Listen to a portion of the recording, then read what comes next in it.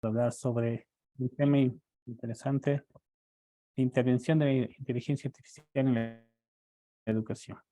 Para esta conferencia nos va a acompañar el profesor Fernando Ibarra, ingeniero y pedagogo experto en la articulación de las TIC en el campo educativo, docente investigador en áreas de tecnología educativa, experiencia en la creación de programas universitarios, diseño de experiencias de aprendizaje, diseño instruccional y creación de contenidos educativos digitales. Su formación es candidato a doctor por la Universidad de Santiago de Cali, magíster en tecnologías digitales y aplicación en la educación, especialista en administración de la informática educativa, ingeniero en sistemas y licenciado en informática. Actualmente se encuentra trabajando en la Universidad de Santiago de Cali y también es asesor pedagógico de la universidad. Ha trabajado en universidades como la Universidad de Mariana y la Universidad de Nariño. Profesor Fernando Ibarra, bienvenido. Muchas gracias por su aceptación a participar en este evento. El auditorio es suyo. Buenas noches. Muy buenas noches, un saludo cordial para todos ustedes. En primer lugar, agradecer la invitación, la confianza de la universidad. Ya es, a Dios gracias, la tercera oportunidad en la que tengo la fortuna de acompañarlos y compartir algo de lo que es el saber, sobre todo desde la experiencia en el uso de este tipo de plataformas y este tipo de herramientas tecnológicas para su función o para el bien y fortalecimiento de los procesos educativos. En ese sentido, entonces, en el día de hoy vamos a hacer un acercamiento a lo que viene siendo algo así como el papel de la inteligencia artificial o cómo la inteligencia artificial va a transformar la educación. Bueno, ya lo está haciendo, pero ojalá que no se nos vaya a quedar como en el imaginario que nos va a reemplazar o que va a cambiar algo que signifique que los profesores como tal en nuestra función vayamos a desaparecer. Yo no creería que esa es la perspectiva, ¿no? Hay que entender que sí, que son parte de la innovación, que es parte de un cambio, pero que nos obliga a los agentes educativos pues simplemente a conocerlo, a estar como en función del entendimiento, del manejo de este tipo de herramientas y que se vuelva algo así como una competencia adicional para la persona que quiere trabajar en educación. Les voy a pedir el favor que enfoquen de pronto la pantalla. Voy a cerrar mi cámara de video para que de pronto la conectividad no nos vaya a afectar en el sentido de la visualización.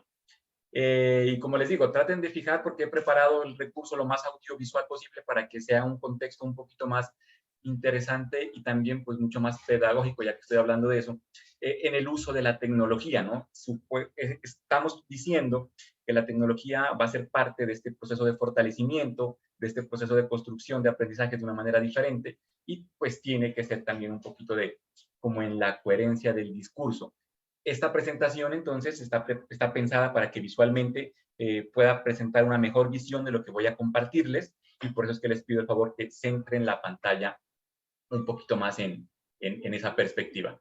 La intención de la charla de esta noche es responder la pregunta, ¿cuál viene siendo el efecto de la inteligencia artificial en la educación en la actualidad, por decirlo así? Porque no es que la inteligencia artificial sea un tema nuevo, sino que han aparecido nuevas plataformas que en sus modelos de manejo de la inteligencia artificial hacen que sea mucho más sencillo, mucho más fácil. La tecnología, en su definición, es eso, ¿no? Facilitar algún proceso humano. Entonces, tenemos unas tecnologías desde la perspectiva de la inteligencia que están facilitando muchas cosas y ha hecho una irrupción bastante fuerte en este año. Y la intención entonces para darle respuesta a esa pregunta es abordar el contexto desde estas tres perspectivas. Hacer unas reflexiones pedagógicas para que no se nos olvide que estamos hablando de educación, no de tecnología como tal por sí sola en una visión técnica. Tendremos que hacer unas precisiones técnicas como tal precisas para entender un poquito mejor el contexto.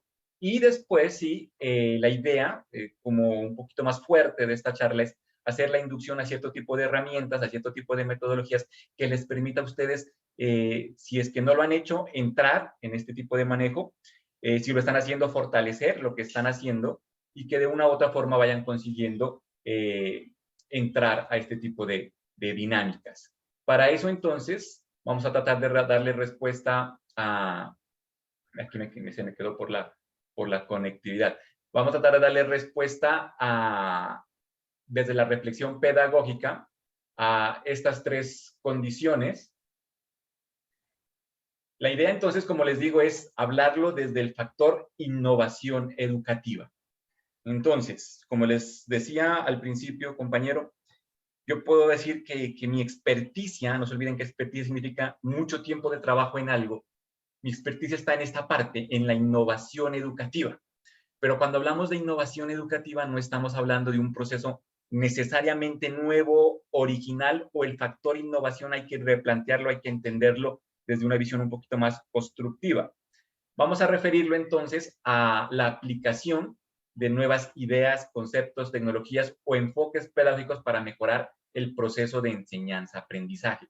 Esa es la idea, ¿no? O sea, vamos a hacer un cambio. Innovación significa cambio, transformación, no radical, no es que otra cosa va a desaparecer. De pronto la mejor palabra sería adaptación o adecuación, porque el tema es que si estamos hablando de innovar, tenemos que sí o sí entender que algo en ese proceso se va a transformar. En mi caso particular, yo estoy hablando de una innovación desde la perspectiva de la tecnología, porque la tecnología, en su constante cambio, ustedes saben perfectamente que cada día van saliendo nuevas tecnologías, entonces nos obliga sí o sí a meternos y a entender ese tipo de circunstancias y nos obliga a cambiar. ¿Quién iba a pensar que hoy en día yo iba a poder dar una charla? Bueno, el COVID nos dejó como la herencia de pronto, pero yo me encuentro en Cali, Colombia, y desde acá estoy hablando con ustedes como si estuviéramos, pues bueno, reunidos en un lugar, en un espacio, pero ahora ese espacio es digital. Entonces la tecnología cambió los procesos de comunicación, lo viene cambiando hace mucho tiempo, ¿no? Y entonces eso me lleva a repensarlo. La idea entonces es que podamos entenderla desde la visión de la educación, desde la pedagogía y la didáctica. Tres conceptos que a veces nos los engloban, nos los enmarcan en una sola cosa. Nos hablan de educación como si fuera una sola ciencia, por eso se habla a veces de las ciencias de la educación, porque se compone de varias cosas, pero suelen quedar cierto tipo de dudas. Ahora, como la educación es un proceso, es una ciencia social, y cuando hablo de social significa que depende de la perspectiva de la persona y cada persona puede tener un entendimiento, un referente, y si se guía por un autor, puede tener una concepción muy puntual de lo que viene siendo este concepto. Y el problema de las ciencias sociales es que no se puede hablar de que sea cierto o sea falso, de verdad o mentira. Es un tema de posturas. Que tú pienses diferente no significa que estás pensando mal, o que si yo te digo una cosa no significa que yo soy el dueño de la verdad. Todo depende desde dónde lo relacionas. Y ese es el sentido de poder entender a qué nos lleva la educación como actividad social. Entonces, para no meternos en problemas un poquito más epistemológicos, para no quedarnos con una visión solo de un autor, vamos a poder, o la idea es que tratemos de todos contextualizarnos en una idea, ¿no? Entonces, esto es lo que yo traigo inclusive desde mi tesis doctoral. La idea es podernos entender que en educación no se construyan más muros, que no hayan más separaciones, sino que podamos hacer puentes entre diferentes teorías, diferentes aportes, diferentes visiones, y que todos vamos en función de un bien común. La educación, entonces, como actividad social, dice, o por lo menos esta definición la he podido recoger de diferentes posturas, y dice que es ese acto que permite transmitir, y subrayo la palabra porque se suele acusar mucho al tema transmitir. Desde la pedagogía se dice, no se transmite, pero desde la educación como acto educativo resulta que sí, se transmite. ¿Y qué es lo que se transmite? Por diferentes medios, las costumbres, conocimientos o valores de una sociedad. Es un tema más cultural. Y esa cultura sí se transmite, ¿no? Inclusive dicen algunos autores de generación a generación, y eso viene desde las primeras civilizaciones humanas, ¿no? Desde que se pintaban en la cueva un dibujo que señalaba peligro, porque ahí había un animal, y así iba transmitiendo una idea que tenía que irse entendiendo, o se transmitían conocimientos. En ese sentido, la actividad social de la educación, como les decía, no puede verse desde la perspectiva axiológica como buena o mala, porque va a depender del contexto. Aparece entonces una primera variable que es muy importante trabajarla en educación, que es el contexto. Porque resulta, por ejemplo, que para este tema de la transmisión pueden intervenir diferentes actores, diferentes contextos. La familia tiene un impacto en la educación de una persona. Y tenemos que entender que las familias a lo largo de la historia han ido cambiando, la composición de la familia, ¿no? Antes no habían divorcios, hoy sí, hay hijos de padres separados, eso afecta de una u otra forma en la educación. O, por ejemplo, tenemos hoy en día padres que tienen una concepción diferente a la formación de sus hijos, ya no son tan estrictos, por decirlo así, otros que son el efecto del padre helicóptero, la generación de cristal. Bueno, hay un montón de cosas que a nivel familiar han cambiado, tengo que entender ese contexto. La sociedad también ha cambiado, tiene otras perspectivas, tiene otros intereses. Siempre a nivel social, y quiéralo o no, le guste o no, es un tema, como les digo, ni siquiera de bien o mal, de mejor o peor, es un tema de realidad. La sociedad se mueve por el factor económico. La economía es la que mueve al mundo y en función de la economía, pues cambian las perspectivas. Hoy tenemos una sociedad que busca priorizar, bueno, siempre ha pasado, ¿no? Que el tema del crecimiento económico sea como el que se priorice. Entonces, bajo esa perspectiva, por ejemplo, la educación es un servicio y tiene clientes, que son los estudiantes. Si algo no le gustó, el cliente se retira y se va a otro lado. Entonces uno dice, uy, esta sociedad me obliga sí o sí a ofrecer un servicio diferente desde la educación, y no es como antes. Los medios de comunicación también afectan los medios de comunicación en su mensaje, en la forma de llegar la información. Es uno de los impactos desde la tecnología que más se puede vislumbrar, ¿no? Por ejemplo, en temas políticos, noticias que se dan, noticias que no se dan, lo que se dice, cómo se dice, el tema de las noticias falsas. Hay muchas cosas ahí. Hay otras corrientes, hay otro tipo de políticas que van enmarcadas desde el manejo de los medios como educación. Y finalmente tenemos la escuela como organización, como un ente creado justamente para educar. Pero resulta que esa escuela también se vio presa de muchas cosas, de muchos cambios. Durante la pandemia, yo creería, mi posición personal, que fue lo que se pudo mirar, ¿no? El tema escolaridad. Antes pensábamos que para aprender la única forma era ir a un colegio, a una universidad. Después de la pandemia nos dimos cuenta que podíamos aprender desde cualquier lado, en cualquier momento, en cualquier situación, gracias a la tecnología. Entonces me voy regresando a los medios. Que la sociedad eso ahora hoy en día lo acepta. Entonces la educación virtual creció y que las familias ya no piensan en que su hijo tenga que estudiar solo en la escuela como tal, como el modelo, ¿no? Entonces la presencialidad quedó como comprometida. Significa que la escuela también, como actor educativo, tuvo que replantearse muchas cosas. Como le digo, son debates que dan para mucha más charla, pero simplemente quiero que se entienda esta parte. Si hablamos de educación como actividad social, es que se transmiten unos conocimientos, unas ideas, unos valores, una cultura de una generación a otra y dependiendo del contexto se realiza ese proceso. Los modelos asiáticos, por ejemplo, en su modelo de escuela, como su sociedad es más pensada en la culturalidad, prioriza temas como, por ejemplo, el hecho de cuidar al otro o de que los ponen a los niños a limpiar los baños, porque están pensando en estos valores, ¿no? Vamos por otro lado, acá, por ejemplo, no importan tanto los valores, sino que importa que en el modelo latinoamericano importa que aprendan 12 materias desde pequeños, y esas materias no sabemos si son las que convienen o no convienen, dónde quedó la parte de los valores. Son debates que se pueden dar. Pero como actividad social, la educación, como les digo, simplemente busca eso, que no se pierdan cierto tipo de valores culturales. Y el contexto enmarca, por ejemplo, una familia de escasos recursos, de origen sencillo, que se ve obligada a robar, por decir algo.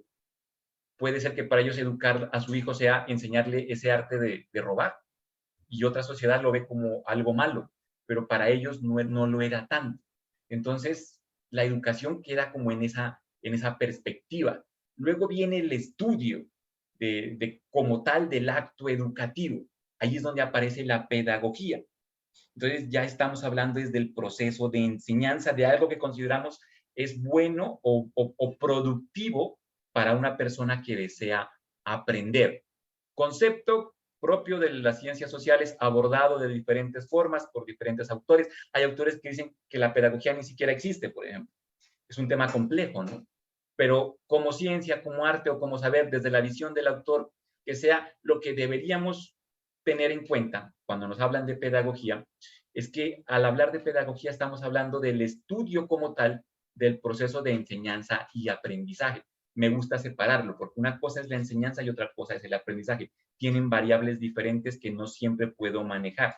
Yo como profesor sí soy responsable o sí puedo afectar la enseñanza con el deseo de que mi estudiante aprenda, pero a veces no puedo llegar como a inducir ese aprendizaje, ¿no? Miraba en estos días un meme que decía, sin importar que vayas a la mejor escuela, si no vas con el deseo de aprender, lo más probable es que no aprendas. Y eso es verdad. Y por más que yo haga como profesor, es un tema complejo. Pero cuando me hablan de pedagogía, estamos hablando es cómo debería enseñar, teniendo en cuenta el anterior precepto, ese contexto educativo, cómo debería enseñar desde lo que es la familia hoy, desde qué es la sociedad hoy, desde cómo es la tecnología hoy, desde cómo es la escuela hoy, cómo debería enseñar para que mi estudiante le resulte más fácil y más efectivo aprender. Y esa es como la premisa que quisiera dejar enmarcada desde la perspectiva de la pedagogía. Entonces tenemos que pensar en nuestra enseñanza, porque tenemos un contexto diferente. Y eso es lo que hay que entender. En ese sentido, las variables que se pueden trabajar son los agentes educativos, entonces depende quién es el que está liderando el proceso educativo, la corriente pedagógica, entonces depende qué corriente pedagógica estamos siguiendo. Como les digo, yo preferiría que no hayan muros, sino que hayan puentes, porque entonces si no me caso con el tema de que el constructivismo, no, que el conductismo, que eso ya tiene que desaparecer, que ahora son los modelos humanos. Yo creería que de todas se pueden sacar buenas cosas y siguen siendo o siguen teniendo validez dependiendo cómo yo los enfoque, pero ese es el tema de la pedagogía, como poder ir creando una identidad pedagógica, o sea, una forma en la cual yo voy descubriendo, dependiendo mi estudiante, su contexto, cuál sería la mejor manera de enseñar, y eso lo hago propio en mi ser educativo. Por eso, quien se dedica a educación, tenga o no tenga estudios propios en las áreas de la educación, tiene que entender que su rol es el rol de enseñar y tiene que preocuparse por este tipo de reflexiones, ¿no? Porque esa reflexión lo va a llevar a la práctica pedagógica. Y ese ya es como hacer vida ese proceso, ¿no? Si yo veo que algo está fallando, significa que tengo que hacer un cambio. Por eso lo hablábamos hace como 3 años desde la perspectiva de la evaluación. No se evalúa solo que el estudiante está aprendiendo, también se debería evaluar si el profesor o quien esté responsable del proceso está haciendo buen uso de las estrategias de enseñanza. Habría que evaluar si el currículo cumple con las demandas de la sociedad. Habría que evaluar si la institución está haciendo lo que la sociedad pide. Ese tipo de discusiones. Entonces, la pedagogía me lleva a ese tipo de reflexiones para llegar finalmente a la didáctica, que vendría siendo como el área en la cual yo tendría que hacer más énfasis, porque resulta que si me voy ya al plano didáctico, estoy haciendo alusión al estudio de los elementos que me llevan a cabo el proceso como tal, de planificación, de objetivos de aprendizaje, de selección de contenidos curriculares, de organización, de secuencia de actividades, de enseñanza, de también pensar en las metodologías, en pensar en los recursos, en la evaluación, en la retroalimentación que a veces se descuida, todo lo que de una u otra forma interviene en ese proceso de enseñanza y aprendizaje. Desde esa perspectiva didáctica, lo que yo trataría de dar respuesta el día de hoy sería, desde las posibilidades de la tecnología, qué recursos o qué instrumentos facilitarían este proceso de aprendizaje, ¿no? Todo lo que yo pueda llevar a construir desde los propósitos, desde los contenidos, desde las metodologías, desde la evaluación como tal, porque tenemos diferentes herramientas, diferentes posibilidades, y esa es como la discusión en la cual vendría entrando el tema de la inteligencia artificial. Pero antes de meterme con eso, quería hacer esta reflexión porque, como les digo, no se trata de herramientas, no se trata de simplemente dejarlo en una visión técnica. Yo quisiera convencerlos inicialmente a que tengan una visión, ojalá diferente, que los lleve a repensar todo este proceso desde la innovación educativa entendida, ojalá como un cambio, como algo diferente.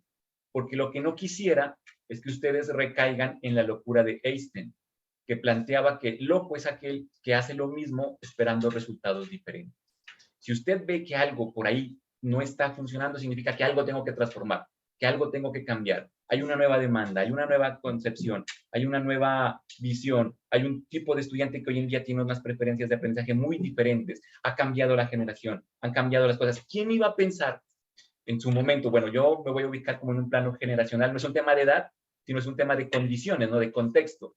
Yo soy de los años 80, generación X, nos tocó vivir una época muy diferente, la entrada de la tecnología como tal.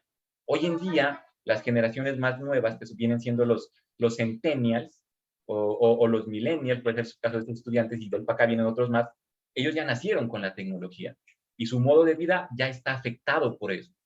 Por ejemplo, antes el sueño de una chica de 15 años era tener su fiesta. Hoy no, es viajar. Y viajar para tomarse fotos para publicar en Instagram.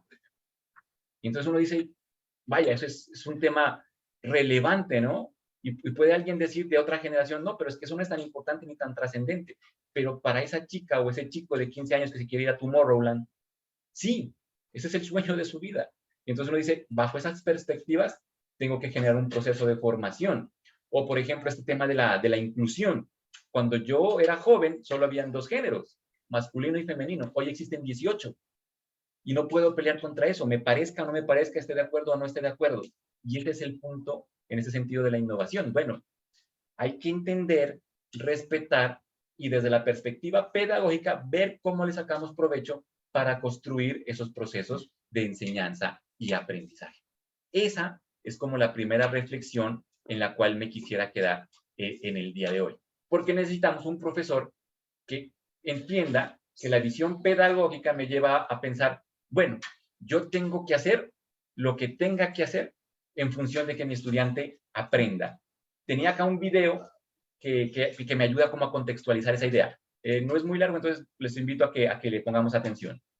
Es el tema, ¿no? O sea, hacer el trabajo pedagógico es entender que desde las posibilidades didácticas yo debo hacer lo que deba hacer, sí o sí, así suene como un poquito complejo, pero sí, si yo quiero tener un proceso de enseñanza que realmente sea exitoso desde la perspectiva de que mi estudiante aprenda, entonces tengo que pensarlo desde el que aprende. Lo que para él es más fácil, más sencillo, o lleva a ese gran logro de conseguir esos aprendizajes. Si hay algo que puedo afirmar, porque como les digo, las ciencias sociales son complejas, no me quiero meter en temas de epistemología, pero si hay algo que puedo afirmar, tras tantos años de investigación, de lectura y ahora con el doctorado que hay que hacer muchas cosas, es que en ningún libro de pedagogía aparece que para que un estudiante aprenda yo tengo que complicarle las cosas, o que aprendizaje es igual a dificultad. O sea, eso no está en ningún lado, ningún autor, ni los clásicos más clásicos lo plantean así, ¿no? Entonces, esa es como la primera dimensión. Si hoy en día tenemos que entender que la tecnología es como el medio más adecuado para que ese ejercicio educativo pase de generación a generación y yo realmente consiga aprendizajes que considero son provechosos, valiosos, y la tecnología es como el lenguaje, es el medio ideal, pues debería entenderlo, ¿sí? Que por qué, no sé, no quiero sonar como machista, pero es un tema que se me viene a la cabeza para explicar esta parte, porque educación es como a cultura. Dicen por ahí, por ejemplo, que se van perdiendo valores culturales propios de la idiosincrasia, o por ejemplo, yo vengo de una generación en la cual las mujeres cocinaban muy bien, por decirlo algo. Entonces era como una tradición que pasaban de mamá a hija, de hija a hija. En algún punto se perdió, porque ya no se comunicaron bien, por decir algo, ¿no? Entonces, si yo quisiera como seguir con esa intención, bueno, la que sea, yo tuviera que hacer un video tipo TikTok para explicarle la receta, pudiese ser que ese solo acto hiciese que no se pierda desde la perspectiva de educación ese valor, o con cualquier otra cosa, ¿no? El lenguaje. Hoy en día los muchachos son, pues, por decirlo así, muy mal hablados. Utilizan el lenguaje de una forma diferente, o muy sintéticos. No les gusta hablar, sino que todo con emoticones, con stickers. O también en ese sentido del facilismo. Entonces significa, si yo en lugar de decirle, regañarlo, le mando un emoticón enojado y eso lo entiende mejor, debería pensarlo al menos, ¿no? Y ese es como el debate pedagógico que se tiene que ir construyendo. Y de ahí para allá, ya en su ser, en su identidad, en como usted lo quiera, irse metiendo en las dinámicas. En esta idea, entonces, va a ser desde la inteligencia artificial y sus posibilidades. Pero como les digo, espero que no se pierda el objetivo pedagógico detrás de todo esto, porque no se trata de utilizarlas porque sí, y tampoco se trata de verles el pero porque tengo miedo o porque no las sé manejar. Todo en la vida tiene pros y contras, esta no es la excepción. Si yo me voy a la pedagogía desde las competencias, la competencia digital para el uso de cualquier herramienta en términos educativos, en términos pedagógicos, dice, conoce la herramienta para que sepas cuáles son sus bondades y cuáles son sus limitaciones. Y en función de eso, traza una estrategia. Pero si no las conozco, ¿cómo puedo decir que eso es bueno o malo, ¿no? Entonces, por eso era como la primera reflexión. Desde un concepto muy, muy sencillo, yo no sé si en el auditorio de pronto hayan compañeros que también sean ingenieros, mi visión no es meterme como tan técnico para allá porque a los que no sean ingenieros les parecería aburrido, tendrían razón. No hay que explicarlo como tan así. Entonces, desde una fusión muy, muy, muy sencilla, me perdonan ingenieros si de pronto algo por ahí técnicamente hablando se queda, pero como le digo, es pensado y es como para hacer vida a lo que estoy diciendo. Una persona que de pronto no tenga ese manejo, pues que lo pueda entender. En ese sentido, vamos a darle respuesta a qué es inteligencia artificial desde estas tres concepciones.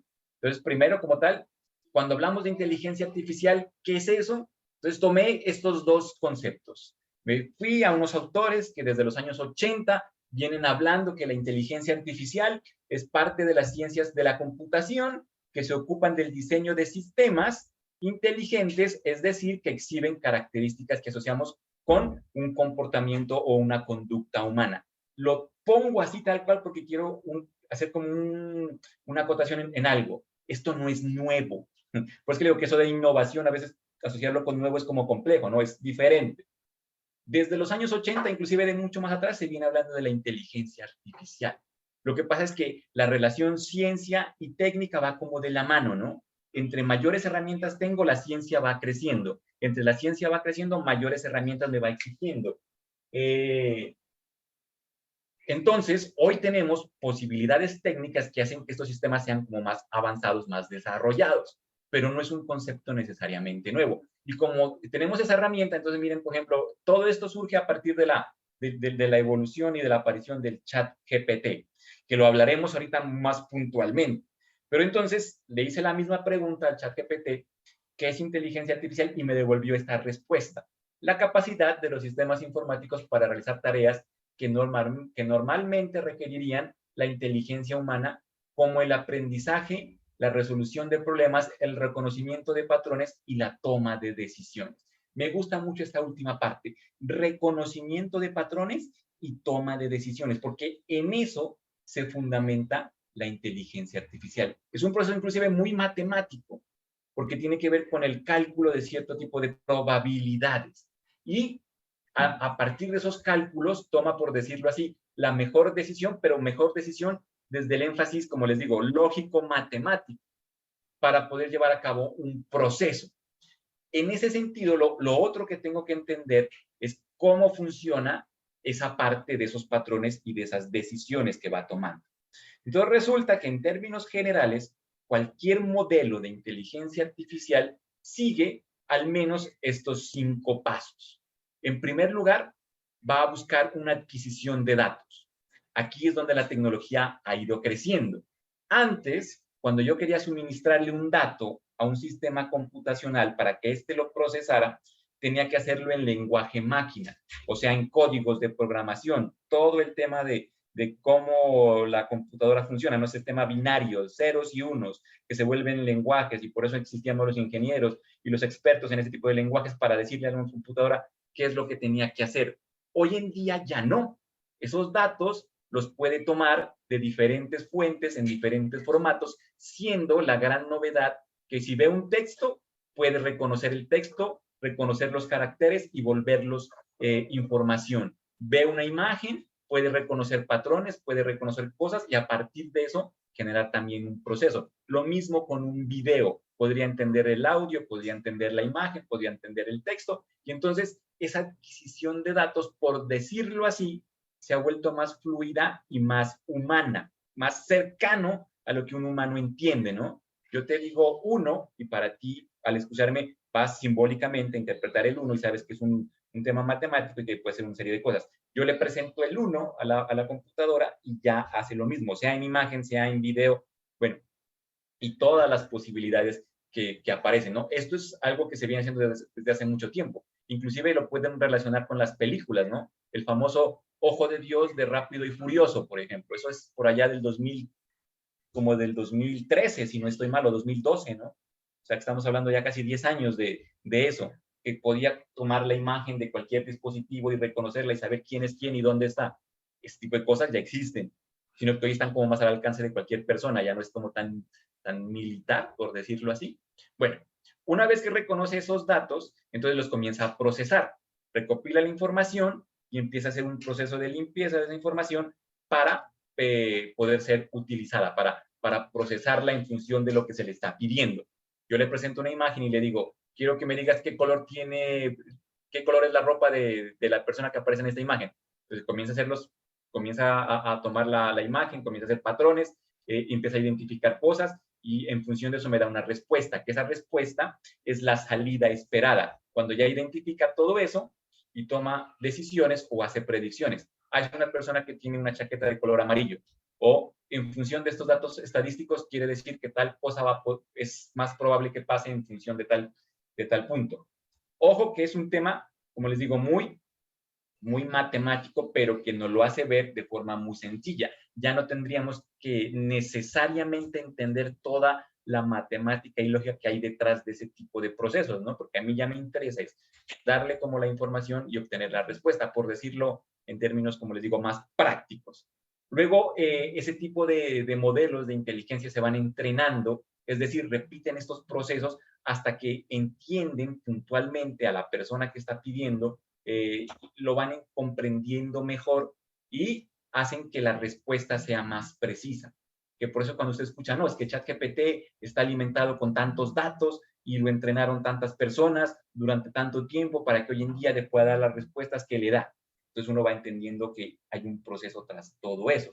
Y un tema que es muy importante aquí y por lo cual se puede decir que no reemplaza totalmente nunca al ser humano, es que esa información que nos entrega un modelo de inteligencia artificial requiere ser validada, ¿no?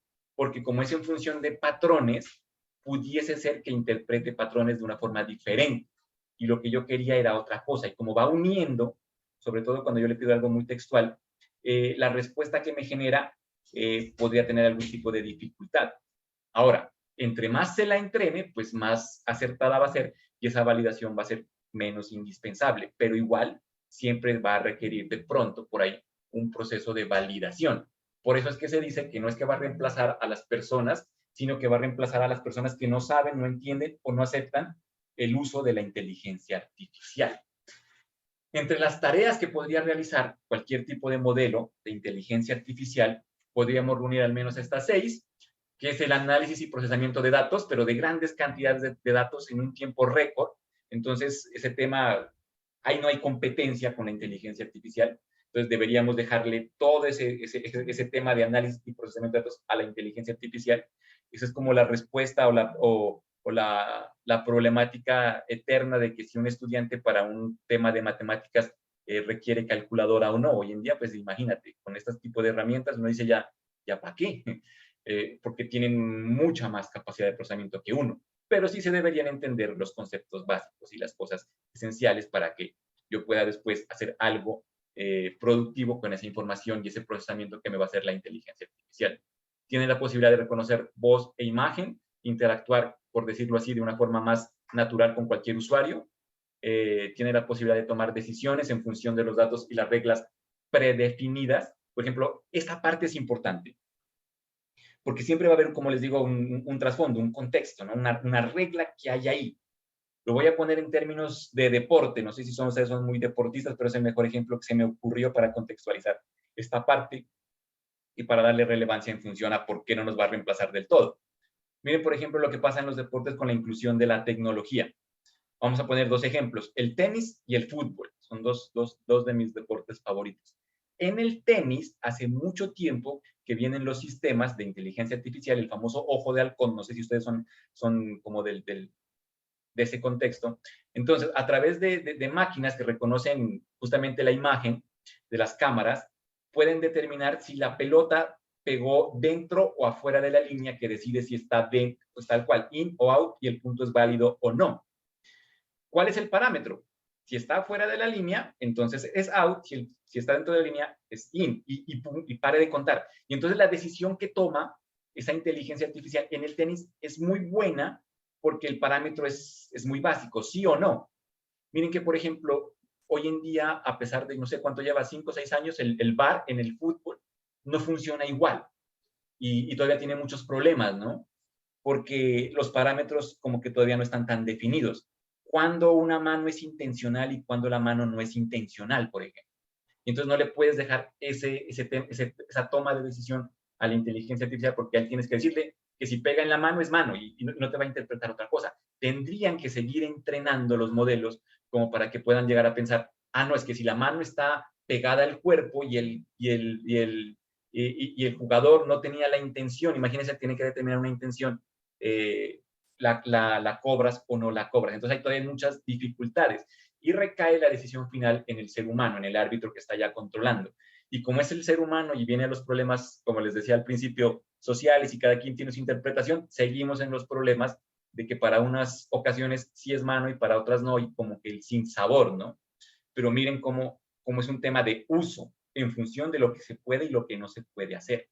Por eso, cuando yo quiero automatizar un proceso, que es la otra perspectiva que tiene como bondad la inteligencia artificial, tengo que ver qué es lo que voy a automatizar, ¿no? Generalmente son procesos repetitivos y tediosos los que se automatizan, perdón. Como por ejemplo, los números que quiero recibir y los que no quiero recibir. Cuando llame este número, dile que no estoy.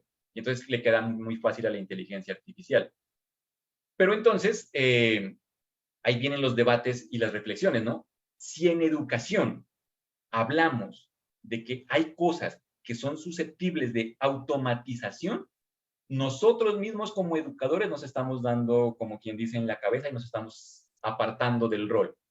Porque si usted dice, no, la evaluación es un proceso automático, entonces la inteligencia artificial lo va a hacer mejor que uno, toda la vida. Usted dice, no, la retroalimentación es mejor que la haga un chatbot. Pues la inteligencia artificial lo va a hacer mejor. Ahora, ¿qué tipo de retroalimentación le va a dar? Ese es el gran debate, ¿no? Pero entonces tiene que también, como les digo, la reflexión pedagógica. Si yo, como profesor, soy consciente de que cuando mi estudiante está aprendiendo y está haciendo el proceso, tiene las dudas y me quiere consultar, y entonces lo que está impuesta ahí es como mi disponibilidad, debería entender eso. Ese es el factor diferencial que tienes con la inteligencia artificial. La inteligencia artificial está disponible las 24 horas del día. Si tú, bueno, pues es que 24 también es como complejo, ¿no? Pero un margencito un poquito más amplio, ¿no? Entonces tú dices, no, yo soy profesor, pero yo no doy mi chat, yo no doy mi teléfono, no quiero que me escriban por WhatsApp. Entonces estás dejando que haya esa otra posibilidad. Por eso es un tema como compleja. Mire que la otra perspectiva, que es la asistencia virtual, ayuda con tareas cotidianas, hace que se vayan dando ese tipo de dinámicas. Uno lo puede ver con los servicios de telefonía. Antes te contestaba, ¿no?, una persona y te iba como guiando en el proceso. Hoy tú tienes estos chatbots, estos asistentes que te van preguntando, marca 1 si tal cosa, marca 2 si tal cosa, y te van llevando por la ruta y resulta que al final, bueno, resuelves o no resuelves. Pero tú como usuario tienes que sentir la diferencia entre que un humano lo haga y lo haga una máquina. Entonces, es un nivel también como de aceptación. Ahí les digo, desde la perspectiva pedagógica, nos obliga sí o sí a repensar nuestro rol como profesores en diferentes cosas. Si yo no estoy tan disponible, entonces un asistente virtual me va a reemplazar. Si yo considero que algo se puede automatizar, es muy posible que la inteligencia artificial lo haga mejor. Si voy a dejar que la decisión la tome una inteligencia artificial, pues imagínense en función de esos datos. Y todo eso es lo que una inteligencia puede hacerlo. Pero su propósito inicial es que están diseñadas para complementar habilidades humanas, no necesariamente para reemplazarlas. Y vuelvo a hacer énfasis, el uso axiológico, o sea, para bien o para mal, va a depender de la persona, porque es que todo esto es real. Y como les digo, tiene pros y tiene contras. Uno puede hacer cosas muy buenas, como también puede hacer cosas muy malas. Y empieza uno a verlo, ¿no? Ya salió por ahí que los delincuentes están tomando la voz de las personas para generar una inteligencia artificial que reconozca ese patrón y que pueda poseer una voz similar, y con esa voz similar llaman a un familiar para estafarlo. Pues imagínate. O con el deepfake, que hacen videos, toman parte de tu cara, reemplazan algún tipo de situación. Bueno, hay un montón de cosas ahí, como les digo, que podrían llegar a cambiar, pero no es que la inteligencia artificial sea mala. Siempre va a quedar que lo bueno o malo va a depender del ser humano. En este caso, la invitación es los pros para que los utilicemos en educación. Y para eso entonces tenemos que ir metiéndonos en conceptos del día a día de un educador. Entonces, por ejemplo, Si estamos hablando de inteligencia artificial, a mí me parecía que era muy lógico traer a colación un concepto que viene desarrollado por Gartner hace mucho tiempo y del que se habla mucho, pero a veces parece que todavía no se le acaba de introducir en los aspectos educativos, que son las inteligencias múltiples. Entonces, él planteó que el ser humano no tiene un solo tipo de inteligencia, sino que son 9, ¿no? Y ahí está el naturista, intrapersonal, lógico-matemático, existencial, interpersonal, el kinestésico, el lingüístico verbal, el musical, el visual espacial, y que a todo eso deberíamos darle importancia y que hay personas que son a veces mucho más fuertes en algún tipo de inteligencia, pero que al final de cuentas todos desarrollamos esas 9 formas, ¿no? de inteligencia. En el caso de la inteligencia artificial, lo que está tratando como de, o por lo menos lo que hay hoy en día, va más en esta perspectiva lógico-matemática. Entonces, si yo entiendo eso, significaría que cualquier tipo de proceso, desde la perspectiva humana, que involucre lo lógico-matemático, la inteligencia artificial lo va a hacer mejor. Entonces, por ahí tengo una buena ayuda. Pero lo otro, hay que empezar a relevarlo porque eso sí es como más orgánico, más natural. Lo interpersonal, entonces, la empatía, las emociones, el relacionarse con los demás. Deberíamos darle en educación más importancia a ese tipo de cosas, porque ya de pronto la perspectiva de que memoricen ciertos datos, de que hagan reflexiones a partir de unión de hipótesis, todo ese tipo de cosas lógico-matemáticas, pues la inteligencia artificial ya las va a ayudar y ya son mejor. Entonces, es como que la carga y el tiempo, la energía deberíamos dedicarla a otras cosas que para este desarrollo tecnológico, pues no cabe o no tiene no tiene el mismo desarrollo, ¿no? En ese sentido, entonces, tenemos que ir entendiendo que la inteligencia artificial, de una u otra forma, ya está con nosotros. Y ahí es donde ustedes, desde su rol de habitantes de la sociedad del siglo XXI en estos temas digitales, de una u otra forma son presas. Yo no creería que no hayan tenido contacto, por lo menos, con este tipo de cosas. El buscador de Google. El buscador de Google hace mucho tiempo que hace uso de rutinas de inteligencia artificial. El autocompletar va en función de las búsquedas que generalmente las personas hacen cuando tú pones una palabra y te va completando. O, por ejemplo, este tema de buscar a partir de imágenes. Entonces, a partir de la imagen, búscame una imagen similar o dónde estaba esta imagen. Y entonces reconoce patrones y te ofrece dónde lo pudo haber encontrado. Yo creería que la mayoría de ustedes lo han utilizado. Aquí es como para la pregunta que quería en primera instancia. Es para que me lo respondan sí o no, pero vamos a hacer, si es un sí, por favor reaccionen con una mano arriba, el pulgar arriba, un like, ahí en la opción de reacciones que ofrece Zoom.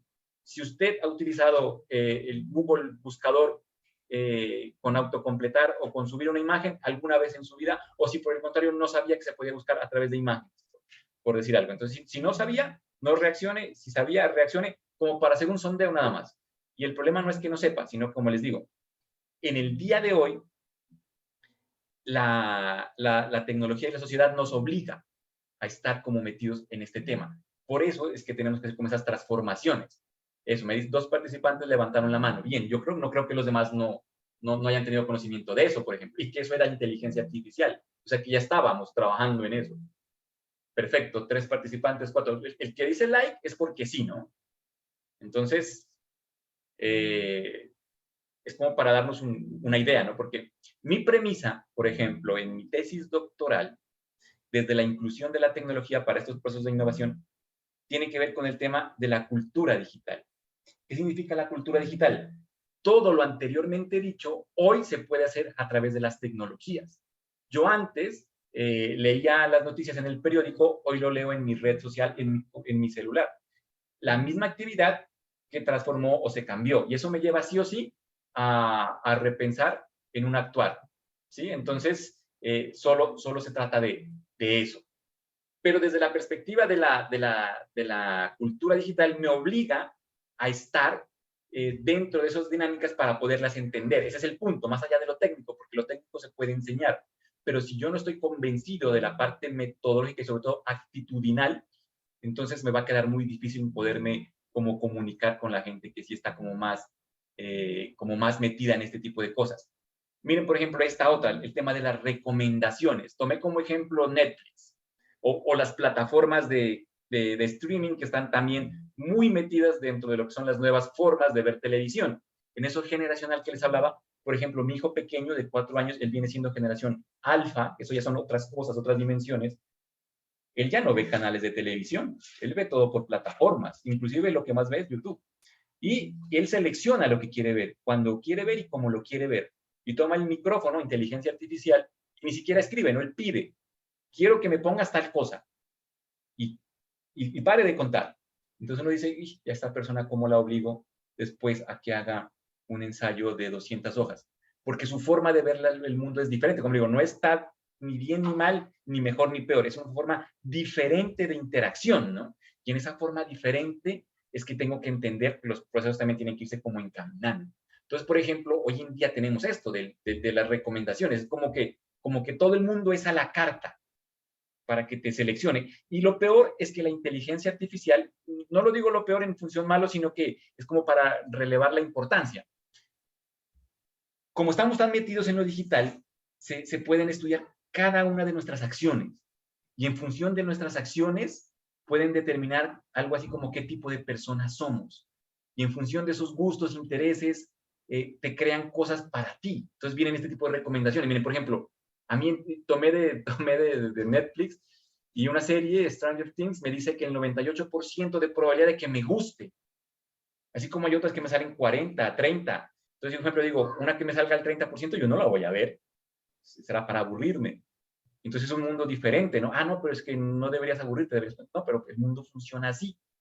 Y puede ser, en algún punto, yo creo que ya lo estamos viviendo, sobre todo los programas de posgrado, que la educación también es así. Tal programa es como el que más se adecua a ti. La educación personalizada se habla hoy en día. Personalizada significa acorde a tus gustos, ¿no? Ahí es donde la educación no formal nos lleva un montón de ventaja. Porque entonces te ofrecen así, tal cual como una plataforma de esta, ¿no? Y en lugar de ser series son cursos o son programas. Entonces tenemos este programa, tenemos este programa. Llena esta encuesta y a partir de esa encuesta te dice, ve, este es el que más te sirve, 90%, este 80%, este 70%. Y tú terminas dando una elección de escoger algo en función de tus intereses. Y entonces, mira, eso es inteligencia artificial. Cuando usted le da clic a algo, ese clic lleva una información que la inteligencia artificial la procesa, ¿sí? Entonces, es un tema complejo, ¿no? Porque como les digo, ni bien ni mal, ni mejor ni peor, ni que esto es lo último, ni que hay que separarse, ¿no? O sea, tampoco estoy diciendo que ahora toda la tradición educativa tiene que desaparecer, no. Yo diría es que tienes que adaptarse, ¿no?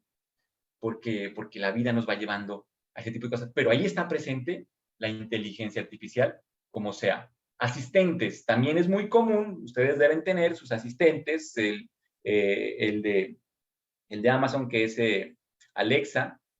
Google también tiene su asistente, vienen diferentes productos y tú le pides cosas. Haz tal cosa, enciende la luz, pon tal canción.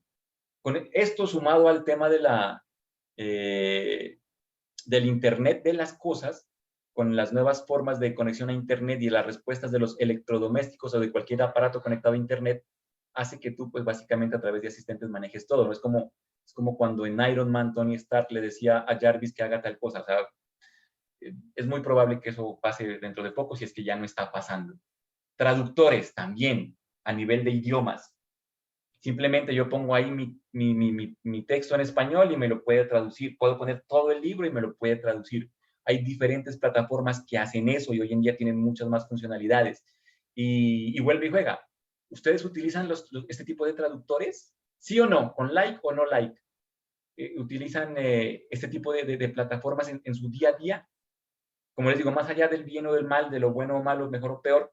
Y el problema no es que no sepan, como les digo, el problema es que si yo no sabía, desde la perspectiva cultura digital, estoy alejado del mundo, que muy posiblemente mis estudiantes sí lo manejan. No porque sepan más, sino porque están más inmersos, ellos están más cercanos a estas cosas. Y si tienen la necesidad, la buscan y cacharrean y de una u otra forma llegan. Entonces, desde la mediación tecnológica de un profesor significa, pues yo tengo que estar como en sus dinámicas para poderlo acompañar, ¿no? Esto obliga a replantear, por ejemplo, Los idiomas, yo no digo que van a desaparecer, la enseñanza de idiomas, pero me imagino muy seguramente va a ser una enseñanza muy diferente, ¿no? ¿Qué gracia tiene hoy en día decirle a un estudiante, traduzca el siguiente texto? O sea, pues, copiar y pegar, y la inteligencia artificial lo hace. Entonces me obliga a pensar en otras formas, ¿no? De poder proponer el proceso educativo. Pero, como les digo, no se trata de desaparecer, desconocer. Es una adaptación. Por eso hablo de la innovación. ¿Cómo? Eso es lo que nos toca ir descubriendo e ir generando. Yo les voy a dar ahora unas ideas, pero como la educación es contexto y el contexto es diferente y cada área tiene sus propias necesidades y cada contexto, cada estudiante tiene sus propios recursos, sus propios intereses, tendrán que ustedes adaptarlas. Y ese es como el centro de todo esto, la adaptación. Que usted pueda, ojalá, desde el entendimiento, adaptar su práctica educativa, porque me queda como difícil darle solución puntual, entendiendo que, como les digo, pues, hay muchas variables. Mapas y tráfico, también. Estoy muy seguro que todos ustedes también utilizan hoy en día una herramienta como el Google Maps o la que sea para moverse de un lugar a otro, ¿no? Y lo mismo, inteligencia artificial. Recoge datos de otros usuarios, mira cuáles son las rutas, cuáles no están con tanto tráfico y te recomienda una ruta para que tú la sigas. Y el asistente te va diciendo, ¿no? A la derecha, a la izquierda, en tantos kilómetros tienes que tomar tal vuelta. Y ahí tienes inteligencia artificial en el día a día, ¿no?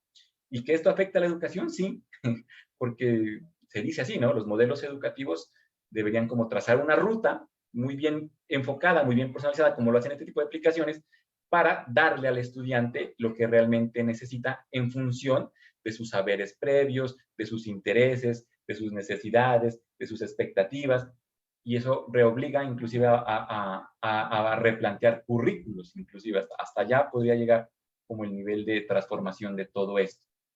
El spam, también lo puse aquí porque es un tema interesante, ¿no? Ahora, dependiendo de los correos que tú abres y los que no abres o los que eliminas, todos los programas de correo tienen este modelo de inteligencia artificial que automáticamente va llevando a spam los correos que predice a ti no te van a interesar. Y están trabajando y, como les digo, están creciendo en eso. Yo más de una vez he ido a España y he encontrado correos que sí quería, pero que de pronto la inteligencia pensó que no, por el remitente, por la extensión, por el mensaje, por diferentes cosas, ¿no? Entonces hay que seguir como entrenando. ¿Y cómo se entrena? Cuando tú le das clic, abrir a un correo. Cuando el correo lo abres y le dices, no, este se va para la papelera, este se va para no deseados. Entonces él va entendiendo cuáles sí y cuáles no, pero hace parte, por decirlo así, de nuestro día a día. En ese sentido, entonces, era como el primer acercamiento que les quería proponer para que veamos que el tema no está tan alejado o es tan disruptivo. Pongámoslo en esos términos, ¿no? La tecnología, vamos a hablar la tecnología desde tres perspectivas. Primero, definición de tecnología. Todo aquello que el ser humano ha ido inventando, ha ido descubriendo para facilitar la calidad de vida de las acciones, desde las primeras piedras que se volvieron cuchillo, desde las pieles que se volvieron abrigo, hasta hoy en día este tipo de tecnologías. Fueron creadas para facilitar. La parte axiológica sí depende del ser humano, si la utiliza para bien o para mal, o si recae en una especie de facilismo, porque no se habla desde la perspectiva del facilismo, ¿no? Miren que, por ejemplo, la tecnología educativa, que es una corriente pedagógica, plantea eso, ¿no? O sea, una cosa es aprender con la tecnología, que eso va enfocado a los resultados. No será lo mismo hacer la traducción sacando el diccionario Larousse, no sé si todavía, no, si debe existir, ¿no? El diccionario Larousse, me acuerdo de en mi época de colegial, y desde ahí hacer la traducción, uno buscando las palabras y construyendo, a tomar un traductor de estos y ponerle el texto y que me lo traduzca. Obviamente el rendimiento desde la función es mucho más amplio, ¿no? Ahora, si lo logré asimilar o no, ese es otro tema. A que si yo logro hacerle entender al estudiante desde el proceso reflexivo, que si bien ya me tradujo, yo vaya como comparando, como que vaya viendo las palabras, como que vaya haciendo el énfasis. Es como lo que uno hace a veces con el tema del inglés y las canciones, ¿no? Que traduce la canción para cantarle, como para darle ese sentido y poder reflexionar e interiorizar el idioma como tal, por poner un ejemplo, ¿no? Pero no me quiero llegar allá. Entonces la tecnología educativa dice, hay que generar procesos reflexivos que a partir del uso de la tecnología produzcan cambios en esa parte del aprendizaje, porque no se pueden reemplazar ni cambiar, ni tampoco, como les digo, menospreciar cosas que siempre han sido importantes. Pero esto me obliga, como les digo, a reconocer procesos. De pronto, a un público más adulto como ustedes o a un estudiante universitario, yo entendiendo que estas traductores ya existen, no le hago tanto énfasis en la traducción.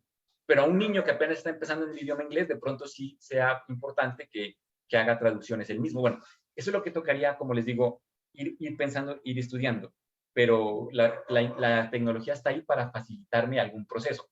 Y luego la tecnología tiene como una evolución.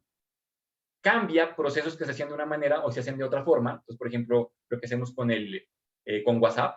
Antes me comunicaba de una manera, hoy me comunico de otra a través de WhatsApp. Entonces, ha ido habiendo un cambio en la forma de comunicarnos. Miren que, por ejemplo, este tipo de herramientas de retroalimentación instantánea han hecho que las interacciones cara a cara sean menos apetecidas. Ya casi nadie llama, todo el mundo manda mensajes y es una forma de comunicarnos. ¿Cambió la forma de comunicarnos? Sí, cambió para bien o para mal.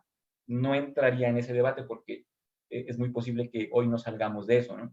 Pero que cambió, cambió. Para bien o para mal, cambiaron las cosas. Y luego viene la evolución disruptiva, cuando el cambio es muy abrupto, de un día para otro. Lo que nos pasó con el tema de la pandemia y las clases virtuales. Se acostaron presenciales y se levantaron virtuales, de un día para el otro. Entonces, eso es muy disruptivo, ¿no? Y toca adaptarse lo más rápido posible. En ese sentido, entonces, entro en una primera explicación técnica, por decirlo así.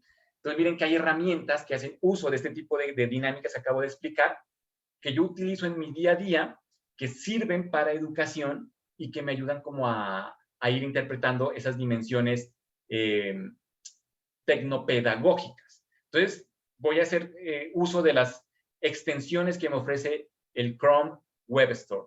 Yo creo que la mayoría de personas utilizamos el Google Chrome, ¿no? Puede que sí, puede que no. Todo navegador trae sus extensiones. Por un tema de popularidad, por decirlo así, creo que todos estamos como en el tema del Chrome, del Google Chrome. Y el Google Chrome, entonces, yo simplemente entro a la página, yo les voy a compartir la presentación para que queden los enlaces, ¿no? Tal cual lo acabo de hacer, le dan clic y los lleva, ¿no? Aquí, entonces, yo tengo la posibilidad de instalar herramientas que, articuladas con mi navegador, generan acciones o comportamientos. En este caso, he escogido herramientas que tienen modelos de inteligencia artificial. La primera que voy a recomendarles, entonces simplemente entran acá y aquí buscan la herramienta que quieren. El tema es conocerlas. Ahora les explico una forma de que puedan llegar a conocer muchas, porque básicamente cada día sale una cosa diferente, ¿no? Pero entonces lo enfoqué como en estas 4 que me parecieron podían dar al punto en esto que estamos hablando de la enseñanza y el aprendizaje. La primera es este convertidor de texto a voz, se llama Read Aloud. Simplemente ustedes llegan a la tienda de Chrome, le dan aquí instalar. Cuando se instala, aparece esta pestañita que está acá arriba. No se olviden que este video queda grabado y después se vuelve como una especie de tutorial, ¿vale? Para que de pronto en este factor técnico yo entiendo que no todo el mundo a veces va como al mismo ritmo, ¿no? Y entonces como que espérese, profe, ¿dónde fue que le dio clic? Entonces voy a un ritmo que espero no sea problema, pero no se olviden que el video queda como para que se regresen y lo puedan ver tantas veces quieran hasta que tal cual lo puedan como mecanizar y en últimas aprender. Escojo la herramienta, la instalo. Una vez que la instalo, me queda acá y tengo que darle clic en este icono que significa fijar. Y la herramienta ya me queda aquí fijada, o sea que ya la puedo utilizar. ¿Qué hace esta herramienta en particular? Entonces resulta que si yo tengo un texto, no sé, vamos a ver, innovación educativa. Un texto que aparezca aquí en mi computador, ¿no? En el navegador. Y yo quiero no leerlo, sino que me lo lean. Básicamente eso es lo que hace la aplicación. Entonces lo selecciono, voy a la aplicación. La definición de innovación educativa contempla diversos aspectos: tecnología, didáctica, pedagogía, procesos y personas. Una innovación educativa implica la implementación de un cambio significativo en el proceso de enseñanza-aprendizaje. Sí se escuchó, ¿verdad? O sea, yo creo que, espero que técnicamente sea claro. Selecciono lo que tenga en pantalla, voy a la herramienta y le doy play. Debe incorporar un Y él me lo lee. De ahí para allá es un tema de configuración. O sea, yo puedo escoger la voz, puedo escoger la velocidad, tal cual como uno hace con los mensajes de audio de WhatsApp. Pero entonces esto me da otras perspectivas en muchos sentidos para educación. Entonces, por ejemplo, si me voy a la educación inclusiva, ahí tengo una herramienta que ya a una persona le genera esa parte inclusiva. Y no tuvieron que ustedes aprender de programación ni hacer una gran transformación para decir que su contenido ahora es inclusivo. Simplemente debía explicarle esto que acabo de explicar a su estudiante que tenga algún problema, alguna limitación visual, y ahora tiene esa posibilidad, ¿no? O, como les digo, desde la perspectiva de la tecnología educativa, en la que yo digo, reflexiono y veo para qué esto me puede servir, algo que yo hago, porque me imagino a ustedes les pasa, en el día a día no tiene tantas cosas que hacer, que es imposible como a veces detenerse o encontrar tiempos como para leer. Pero, ojo, ¿no? Que leer, hago referencia a la lectura desde la perspectiva de la cultura digital, o sea, adquirir información.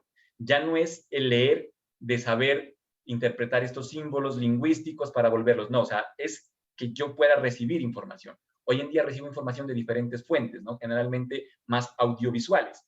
Pero si tengo el deseo de leer un libro en PDF por ahí que me encontré en internet, pero tengo que hacer otra cosa a la misma vez, yo a veces lo que hago es pongo el libro, o sea, todo, señalo pues todo, o sea, voy a tomar como el ejemplo nomás, ¿no? Y dejo que esto vaya leyendo. Debe incorporar un Mientras yo hago cambio en otra los cosa. materiales, métodos, contenidos o en los Entonces voy contextos recibiendo el implicados en la mensaje. enseñanza. La diferencia percibida Listo. debe estar Entonces voy a trabajar relacionada acá con la calidad y de novedad escuchando. del elemento mejorado. La aportación de valor del mismo. Podría ser. Eso me lleva a otras cosas, ¿no? Entonces, por ejemplo, ahí tendría que ser una persona que sea capaz de la multitarea, de que a pesar de que está haciendo otra cosa, está poniendo atención a lo que dice y lo puede interpretar. A veces me pasa que están leyéndome, pero no acabo de entender todo y me toca regresarme, ¿no? Pero hay personas que sí son muy buenas para la multitarea. Entonces, lo primero es no decir, ah, no, es que así no pone atención. O sea, no, esa es una mala premisa. Hay personas que sí, hay personas que no. Y tendrán que demostrarlo cuando se les pida cuenta de que sí entendió o no entendió. Pero déjelo, es una posibilidad. Por eso es un tema de innovación, de un cambio, ¿no? Que usted dice, no, pero es que para que lea tiene que sentarse allá en un rincón y tiene que estar solito, sin audífono y nada de cosas. Entonces no estás innovando, no estás cambiando nada. Ahora, que si esa es la mejor forma o no, eso lo determinará la evaluación al final del proceso.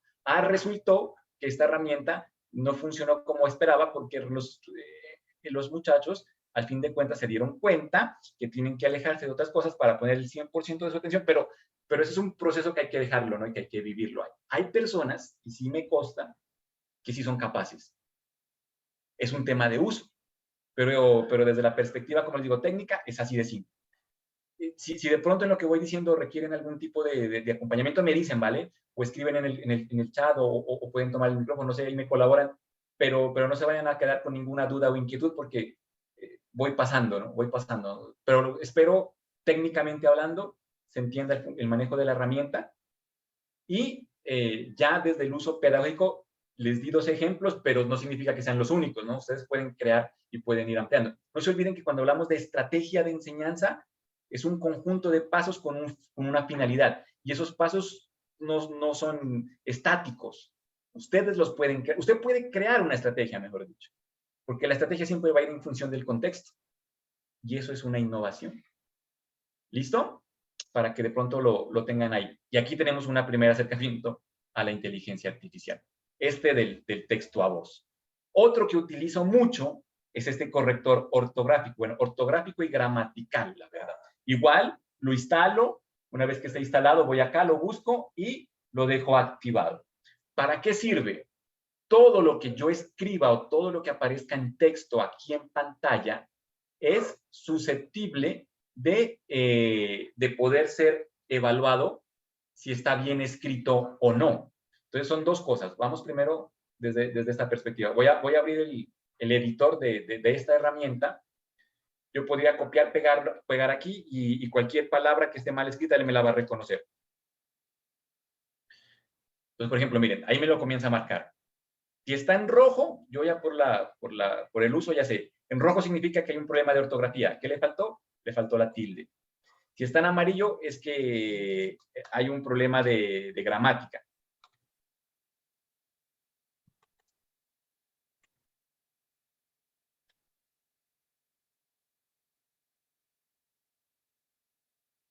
Él me va reconociendo. Inclusive cuando soy asesor de tesis de investigación o soy jurado y me entregan el documento, lo primero que yo hago es copiar y pegarlo acá para salir de eso. Como asesor, lo primero que le explico a mis estudiantes, vea, hay esta herramienta, utilízala para que no cometas ese tipo de errores y sales de ese problema. Obviamente que eso me lleva a repensar qué tanto énfasis, yo no digo que, porque todo es importante, ¿no? Pero qué tanto énfasis le doy a la ortografía en el mundo de hoy. Hace parte de un criterio de evaluación, pero ¿será que es el que tiene más relevancia? Si yo enseño esto, yo lo pondría como dentro de la rúbrica de evaluación y le pondría un porcentaje, porque pues ya no te puedes equivocar, ¿no? Pero ya de pronto, si yo estoy buscando la promoción de la escritura y de la reflexión en ese sentido como de la comunicación, le pondría más sentido a lo que está diciendo que a la forma. Ese es el punto, ¿no? La forma como que desaparece. Sería darle prioridad al fondo. Y en este sentido, otra cosa que sirve mucho para poder interpretar este tipo de herramientas es la unión. Entonces resulta que este lenguaje tool con Google se lleva muy bien. Han hecho que dentro de lo que son los documentos de Google se maneje el tema de la ortografía. Entonces cualquier documento que yo suba a Google,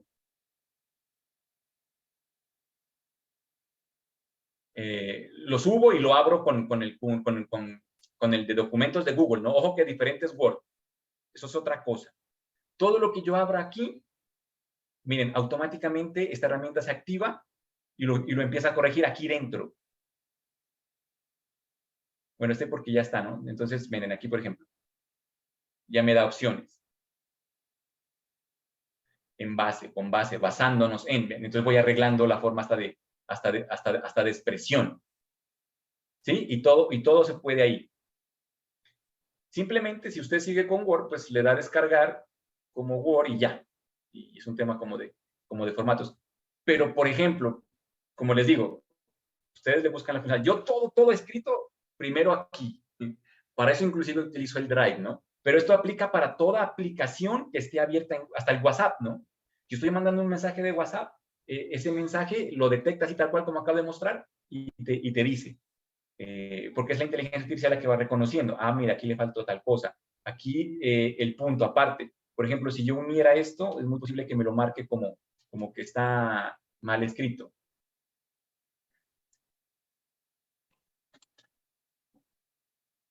Miren, me lo puso en esta línea.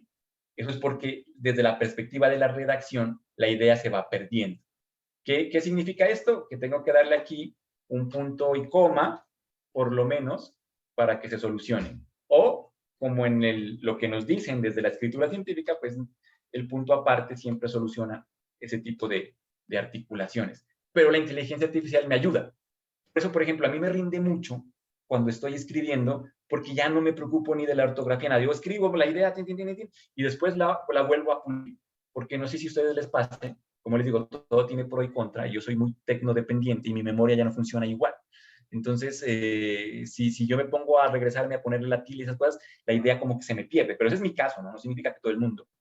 Pero me ayuda a ser más efectivo en ese tipo de cosas. O, pues también está aquí, ¿no? El hecho de insertar y también te permite dictarle, ¿no? O sea, reconoce las palabras. Yo creo que para que funcione necesito que abrirlo es en el Docs, pero tiene también esa posibilidad. Y con el lenguaje tool, que viene siendo esta extensión de inteligencia artificial, tengo esa probabilidad de escribir y redactar mucho mejor. Una herramienta que existía, yo la utilizo hace mucho tiempo, que ya hace uso de la inteligencia artificial y que ayuda y transforma muchos procesos. Vuelve y juega. En esta, por ejemplo, esta del lenguaje tool, ¿la conocían? ¿Sí o no? Nada más. El que sí, pulgar arriba. El que no, déjelo así. Hagamos como el sondeo, porque quiero hacer énfasis en una cosa. Pero por favor, o sea, retroaliménteme en ese sentido.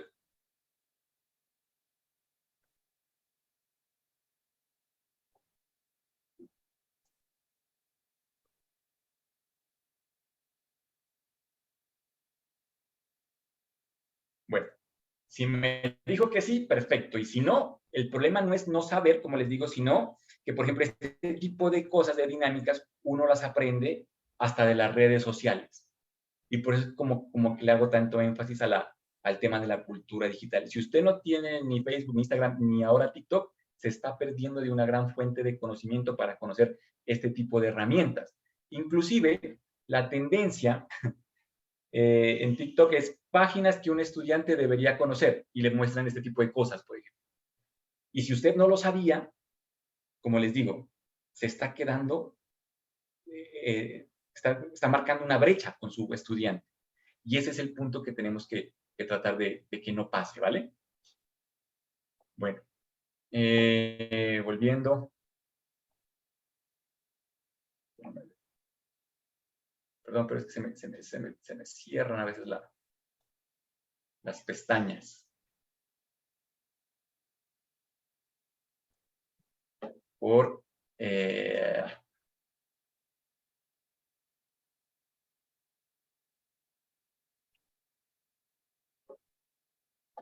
otra herramienta que utilizo mucho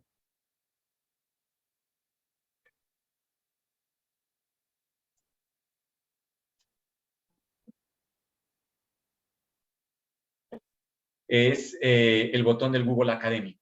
Entonces, el botón del Google Académico también igual, ahí les dejo el enlace, lo instalan, lo apalancan acá arriba y lo que hace el botón de Google Académico es que cualquier texto que usted encuentre ahí en Internet,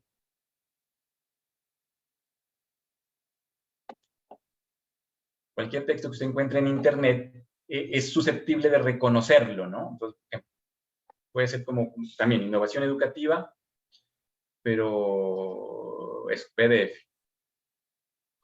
Y supongamos que yo en esa investigación, en ese tema de como del cacharreo, me encontré con un artículo que hablaba de la innovación educativa y me aparece algo así como esto y no sabía quién lo hizo o cómo lo puedo identificar, ¿no?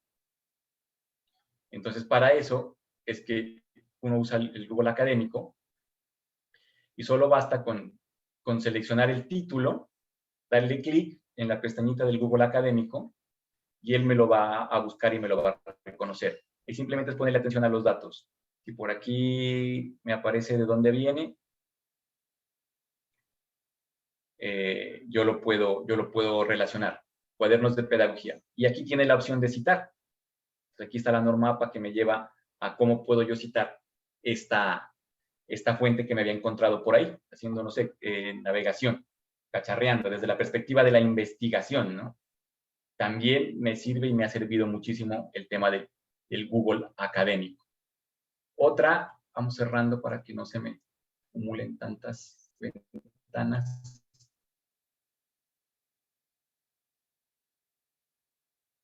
Otra es este traductor, que este sí me ha servido muchísimo, ¿no? Pero desde la perspectiva de la extensión, lo instalo, lo pongo y ya me queda acá en ese sentido. Lo que hace es que todo lo que venga en inglés, a ver, busquemos una noticia en inglés.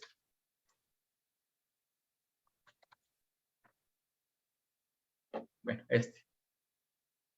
Entonces me aparece esto acá y como tengo instalada esta extensión, simplemente al seleccionar, me aparece aquí, miren, se activa, le doy clic y me traduce. Y funciona para cualquier idioma, ¿no? O sea, quiero que me lo traduzca del español al inglés, del inglés al español, solo es cuestión de seleccionar. Y también tiene la opción, pues, de leer, también tiene la opción de copiarlo. Te sirve muchísimo porque para enviar un correo, para hacer una traducción, para que, por ejemplo, algo que por ahí sí o sí me llegó en inglés y no lo supe identificar a la primera, pues ya me facilita esto. También a partir de la inteligencia artificial. Entonces, este tipo de herramientas te ayudan, ¿no? Y hay muchas más.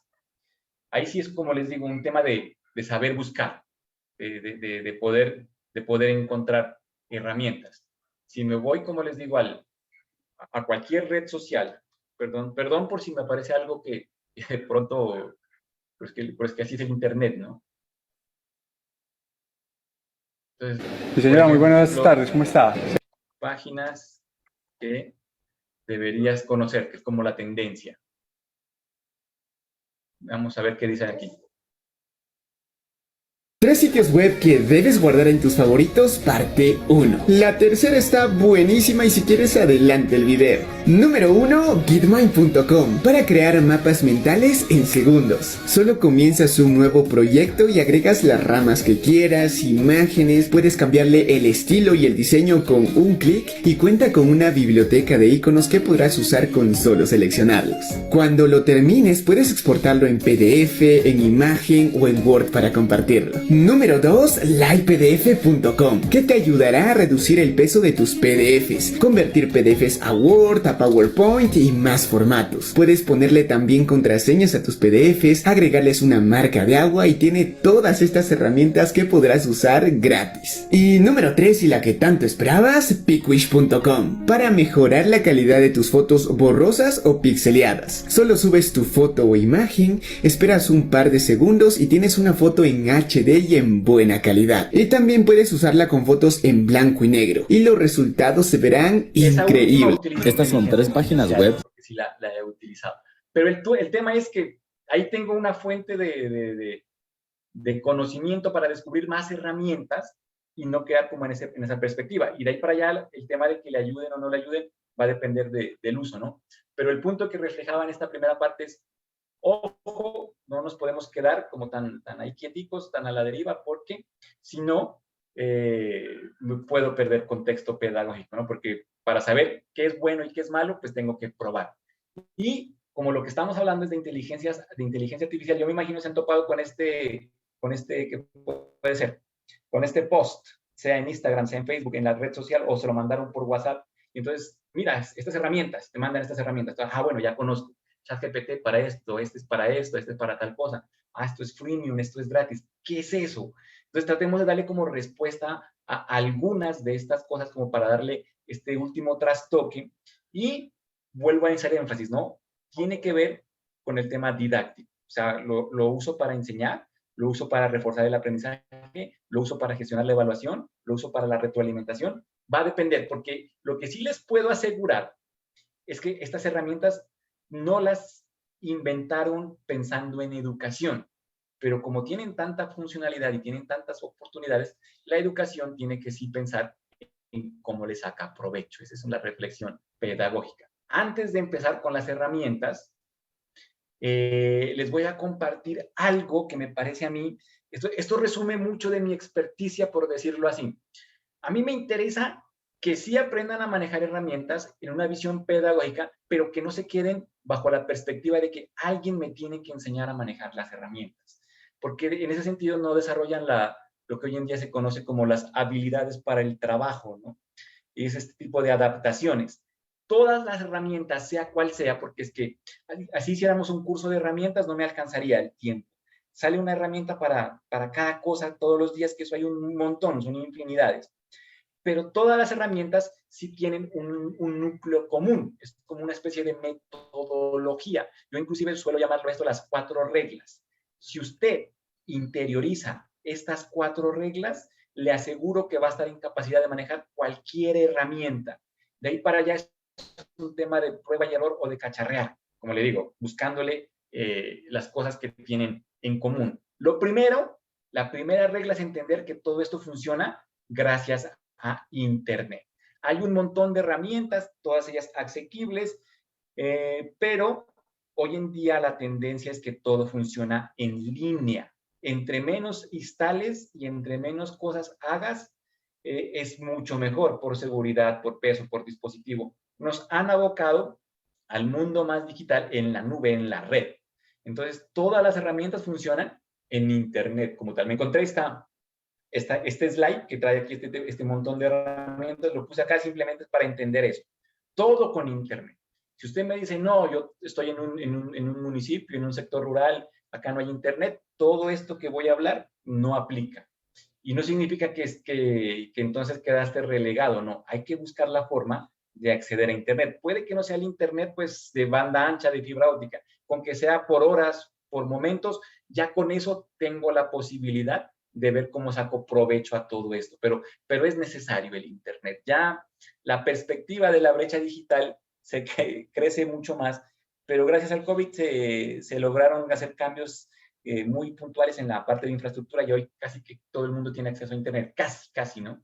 Por más humilde que sea el origen, lo primero es un celular y el celular no le sirve si no tiene Internet. Entonces todo el mundo casi que tiene Internet, así sea por datos, por momenticos, por un número pues determinado de datos. El segundo concepto que es importante interiorizar es el tema del usuario. Todo esto funciona en lo que es el concepto de la nube, o sea, mis archivos, mis textos, bueno, mi información como tal, mi contenido, está almacenado en un computador en algún lugar del mundo, eso no se quede por ahí en el aire. Son computadores que se denominan servidores, que son muy robustos, de gran capacidad, que quedan en algún lugar. Ahora están colocándolos, creo que en el polo sur y en el polo norte, me dijeron, por el tema de refrigeración, había leído. Pero bueno, yo accedo a ellos a través del usuario. ¿Qué es eso del usuario? Un nombre y una contraseña. Yo voy a entrar a mi correo, tengo que poner el nombre y tengo que poner la contraseña, y ahí veo mis mails, lo que han dejado, los archivos adjuntos, todo eso. Y así funcionan todas las aplicaciones. Todas las aplicaciones le van a pedir a usted una cuenta de usuario. O sea, un nombre y una contraseña. Importante, eso es como la cuenta del banco. Usted no se puede olvidar. El problema es que como hay aplicaciones para todo y cada día salen más, usted podría llegar a tener el manejo de muchas aplicaciones. Para eso se inventaron, hoy en día es muy común, el tema de la sincronía. ¿Qué es eso de la sincronía? Casi que todas las aplicaciones traen esta opción que está aquí. Iniciar con una cuenta de correo de Gmail. ¿Por qué Gmail? Porque, como les digo, es el más popular de todos, porque todos tenemos un celular, ese celular es Android, Android es de Google y te obliga sí o sí a crear un usuario con una cuenta de Gmail para que puedas manejar tu dispositivo móvil. Entonces todo el mundo tiene Gmail. O si no, te pide con redes sociales o está creciendo mucho también el tema del Outlook de Microsoft, ¿no? Sobre todo por este tema del chat GPT. Bueno, ahorita lo explico mejor. Pero yo le recomendaría que siempre que va a utilizar una aplicación nueva, lo haga registrándose con su correo. Pero un correo, no lo haga con las redes sociales. Ese tipo de información es mejor no suministrarla por temas de seguridad, ¿no? Tampoco es que hay que satanizarse, pero ¿para qué le das tanta información a este tipo de aplicaciones? Sobre todo, ahorita lo vemos desde el tema de los privilegios, el precio de lo gratuito, ¿no? Algo que me ofrecen gratuito no es tan gratis, los datos también tienen un costo. Entonces, generalmente uno lo pone en el correo, inclusive el correo como más corporativo, si es que usted lo va a trabajar desde el factor institucional. Y de ahí viene el tema de los privilegios. ¿Qué son los privilegios? Lo que la herramienta me permite hacer. Entonces, básicamente, hay cosas que son gratuitas y hay cosas que son de pago. Puede ser características propias de la herramienta. Por ejemplo, este Genially, que yo lo utilizo y me gusta mucho, es gratuito, pero no me deja descargar. Si quiero descargar, ya me toca pagar. Entonces tiene unas condiciones particulares de licenciamiento. O me ofrece plantillas, pero algunas plantillas son gratuitas, otras plantillas son de pago. ¿Cómo reconozco? Porque siempre tienen algún tipo de característica, ¿no? Un asterisco, un símbolo de pesos, algo. Entonces, ¿usted qué tiene que hacer? Siempre que entre una aplicación, reconozca que es de pago y que es gratis. A menos que tengas el dinero para pagar, pues utiliza lo que es gratuito. Y no significa que te va a quedar un producto, pues, no tan bueno. Ya depende la finalidad. Pero hoy en día hay que reconocer ese tipo de cosas. Y las plataformas, estas herramientas que están creciendo tanto, manejan por lo general estos tres tipos de oferta, ¿no? De licenciamiento, sí puede ser de licenciamiento. Los que son gratuitos te permiten utilizarlo, pero te limitan cierto tipo de características y esperan que pagues por ciertas cosas, pero te ofrecen gratis una versión robusta que te deja trabajar con ellas. Luego tenemos una versión freemium.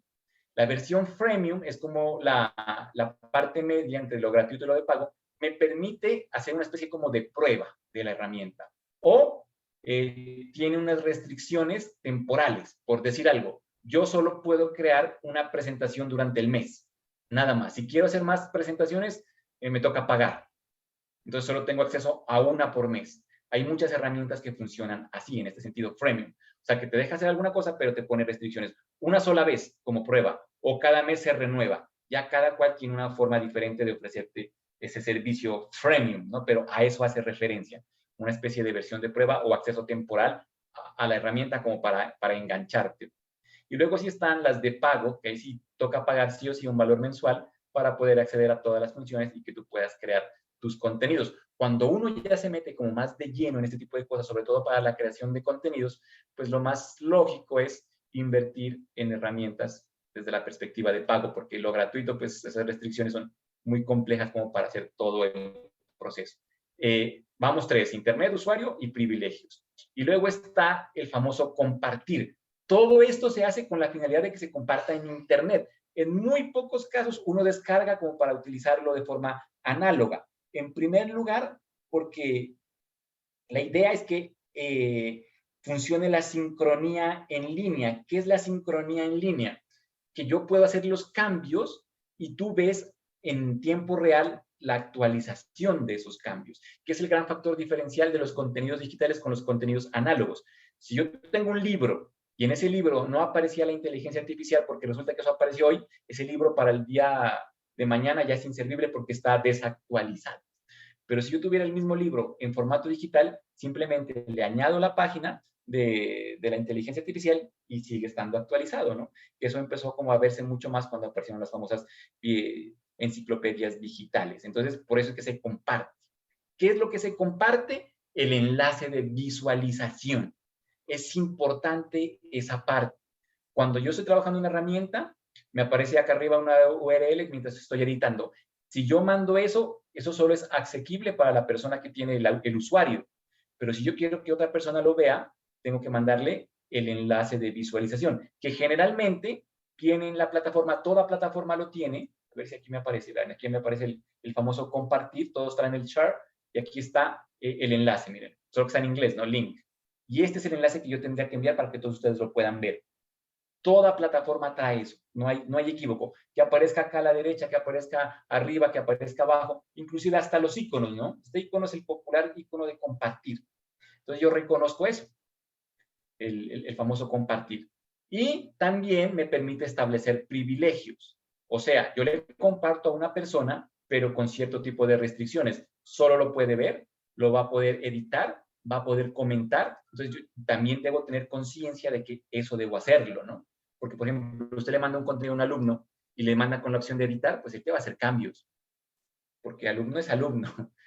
Entonces tengo que ser como más consciente de ese tipo de cosas. No es más. Si yo entiendo estas 4 cositas, estaría en capacidad de manejar cualquier tipo de herramienta ya desde la perspectiva del cacharreo. Entonces vamos como a conocer algunas herramientas propias del tema de la inteligencia artificial. Voy a empezar con el ChatGPT, que es el que más en boga está en este momento, lenguaje de inteligencia artificial que se caracteriza por su naturalidad, porque yo ya no necesito, como les decía, códigos ni saber de programación para comunicarme con él, simplemente le hago preguntas en lenguaje muy natural y él me genera resultados a partir de eso. Y esta parte de generación es la que lo hace tan diferente a otro tipo de inteligencias artificiales o otro tipo de modelos, porque entonces a partir de eso él construye y crea. Uy, pero es que es un término complejo porque ahí está como todavía el dilema, ¿no? ¿Realmente crea o no crea? Resulta que él coge patrones, hace uniones y me da un resultado que podríamos decir es como algo casi que nuevo. Nuevo en el sentido de que él lo construyó, él lo generó, pero a partir de referencias y de patrones que él identificó. Pero igual, esa naturalidad hace que yo sienta como que estuviera hablando con un experto que me está dando su respuesta.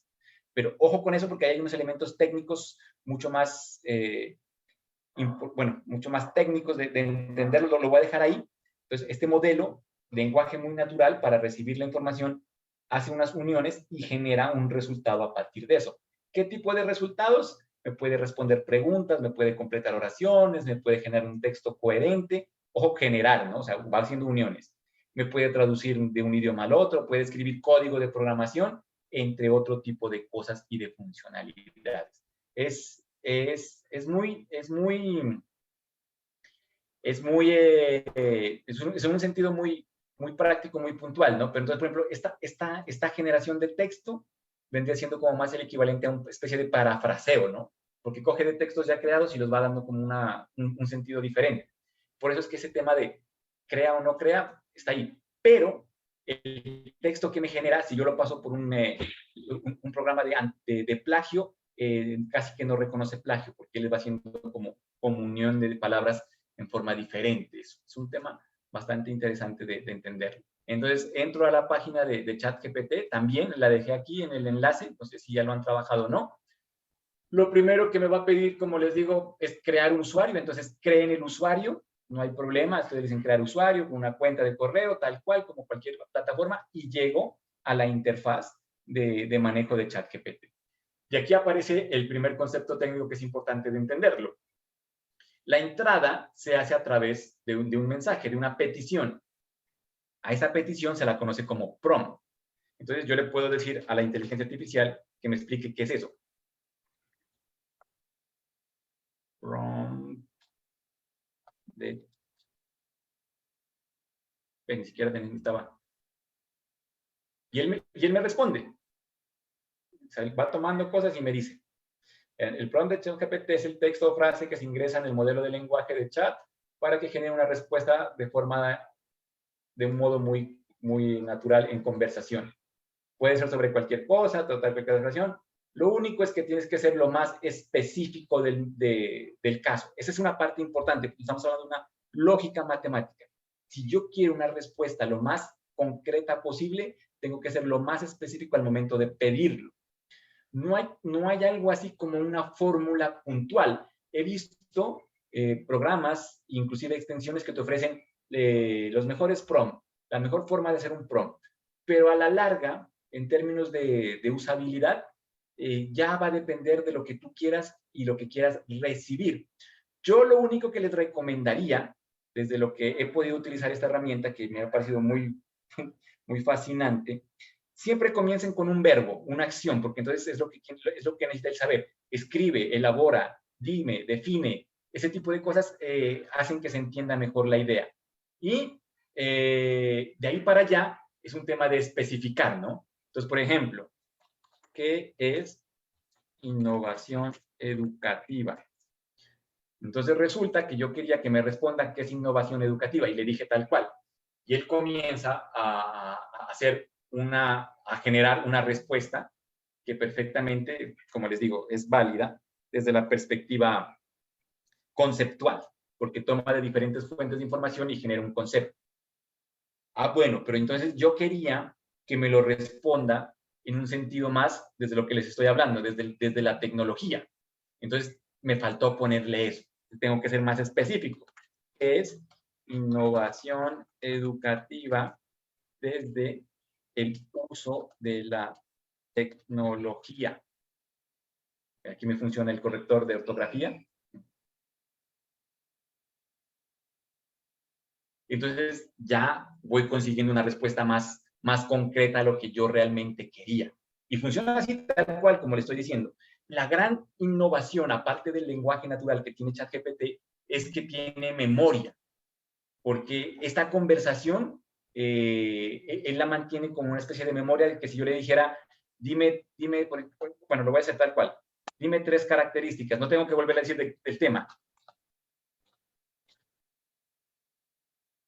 Por poner un ejemplo. Mire, él recuerda que es de innovación educativa de lo que estamos hablando, entonces me va dando las 3 características. Y así puedo ir generando una conversación en la cual voy obteniendo respuesta, y esto cambia el paradigma de búsquedas de información. Por acá en el chat alcancé a leer que el tema de las referentes, claro, pero yo tenía que pedírselo. Ese es el punto, lo iba a hacer ahorita, ¿no? Entonces le puedo decir, perdón, que se me fue. Explica de manera sintética en no más de 3 párrafos qué es tecnología, no, innovación educativa estoy hablando, ¿no?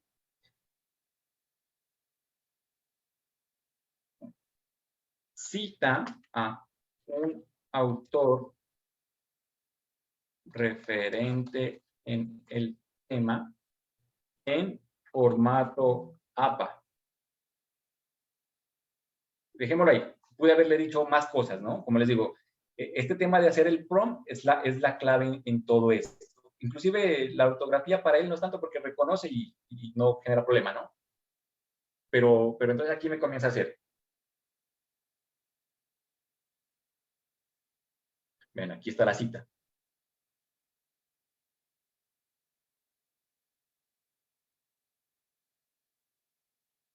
Y aquí está la referencia APA. Entonces, si esto fuera un documento académico en el cual a veces le ponen tanto énfasis al tema del manejo de normas y ese tipo de cosas que, bueno, esto es muy personal, ¿no? Porque es que yo soy como, hace mucho tiempo que tengo como algunos tipos de contradicciones con el rigor de la escritura, que a veces le ponen más importancia, como digo, a la forma que al fondo.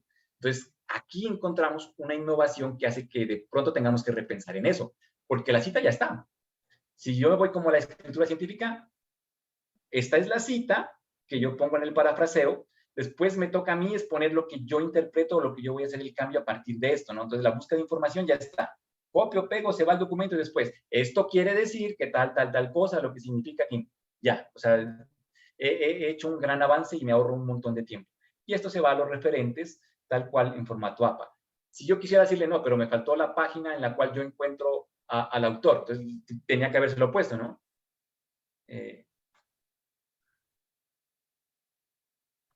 Referencia, el enlace donde puedo encontrar la información del autor que acabas de citar. Yo a veces le pongo muchas expresiones. Miren, y ahí está la página. Entonces, como les digo, cambia mucho la perspectiva, ¿no? A partir del uso de esto. ¿Qué tanto puede hacer? Como les digo, depende de ustedes. Hay dos cosas que tienen que tener en cuenta, como les digo. Una es la elaboración del prompt, o sea, pedir muy bien las cosas, muy especificado, que todo quede en función de lo que ustedes realmente desean recibir. Segunda cosa, tengan en cuenta que este modelo de ChatGPT, que es el ChatGPT 3, la tercera versión, imagínense, nosotros apenas estamos descubriendo la tercera versión y hubo un 2 y hubo un 1, pero no los alcanzamos a ver, no le dimos tanta importancia porque no eran tan naturalizados como este, de pronto puede ser esa palabra. Este está actualizado hasta el 2019. Conceptos que vengan después de eso, es muy seguro que aquí no aparezcan. Por eso es que están haciendo transformaciones, ¿no? Cuando dicen, esto lo vamos a integrar con el navegador de Microsoft, con el Bing, y en el buscador de Bing también van a tener estas funciones, ¡ay, madre! Ya el acceso a Internet hace que sea pues actualizado al máximo. O también lo que se dice es que va a aparecer muy pronto el ChatGPT 4 y ya va a tener todo ese tipo de funcionalidad. Ahora la pregunta es, ¿qué tanto podrá aprender la inteligencia artificial cuando tenga acceso a Internet y a todo ese mundo de información ilimitado, ¿no? Pero bueno, va a tener un entrenamiento muy desarrollado. Pero es algo que está ahí, que nos guste, que no nos guste, estemos de acuerdo, no estemos de acuerdo, existe y va a cambiar, ¿no? La similitud, me pregunta. Él, como te digo, compone a partir de esto. Es más, lo voy a preguntar, ¿no?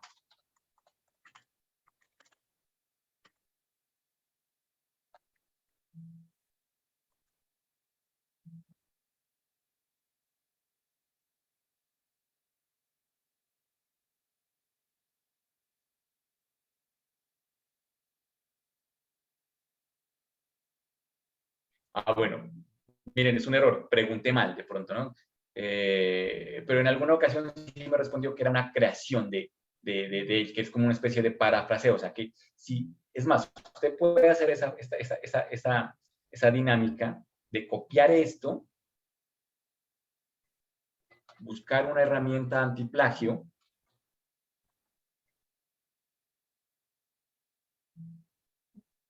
bueno, voy a coger cualquiera, ¿no? Estilo que suelen ser muy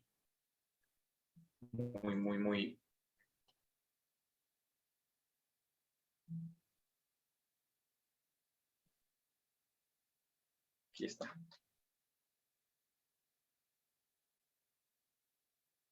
Miren, el texto que genera generalmente tiene estas cosas de que utiliza mucho, repite mucho las palabras porque va generando en eso, ¿no? Bueno, ahí me ayudo de la otra inteligencia, miren. Entonces yo cambiaría. Todo es un tema de uso.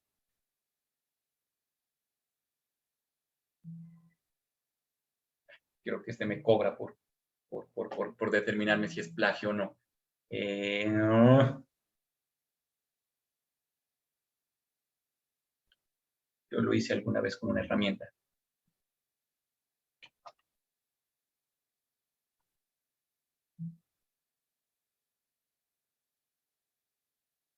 También me cobra. Bueno, habría que buscar una que sea gratuita y les aseguro que ahí les sale un margen muy, muy pequeño de porcentaje que eso es plagio. Porque como le digo, la generación significa que él va tomando de diferentes formas y construye uno nuevo, no, pero va agrupando de forma diferente. Es casi como un parafraseo. Pero igual, como te trae la información y te la acerca tanto, pues no cuesta casi que nada, ya que te entrega esta información, hacerle los arreglos y los retoques pertinentes, que ahí está el tema de la reflexión del uso, para que tú puedas construir un argumento mucho más desarrollado, ¿no? Pero a nivel, por ejemplo, de investigación, de construcción, esto renueva muchas cosas, porque te sirve para todo, ¿no? Miren, por ejemplo, se dice mucho que en el prompt también es bueno que ponerlo en situación, ¿no? Entonces, actúa como un profesor experto en innovación educativa.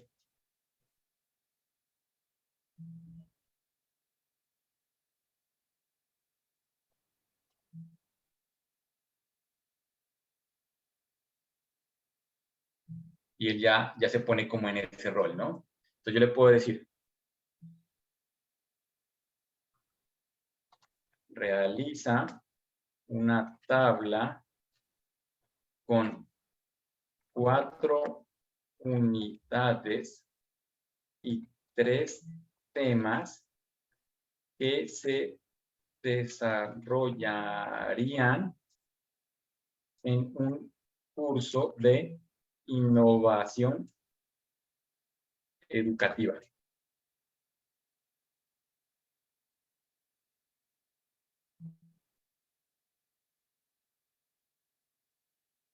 Miren, entonces me construyó un sílabus. Entonces, hasta para la planeación, ya tengo una forma mucho más efectiva de poder generar este tipo de cosas.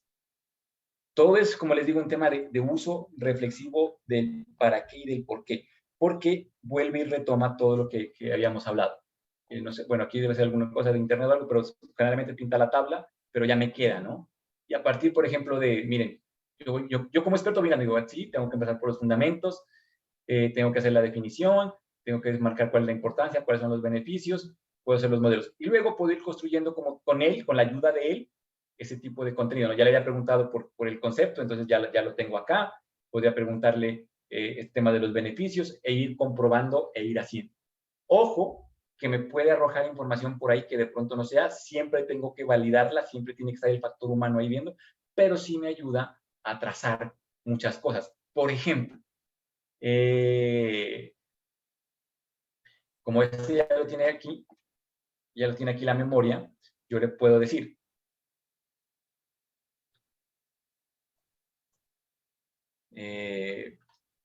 propone un objetivo de aprendizaje para la primera unidad del plan que acabas de crear.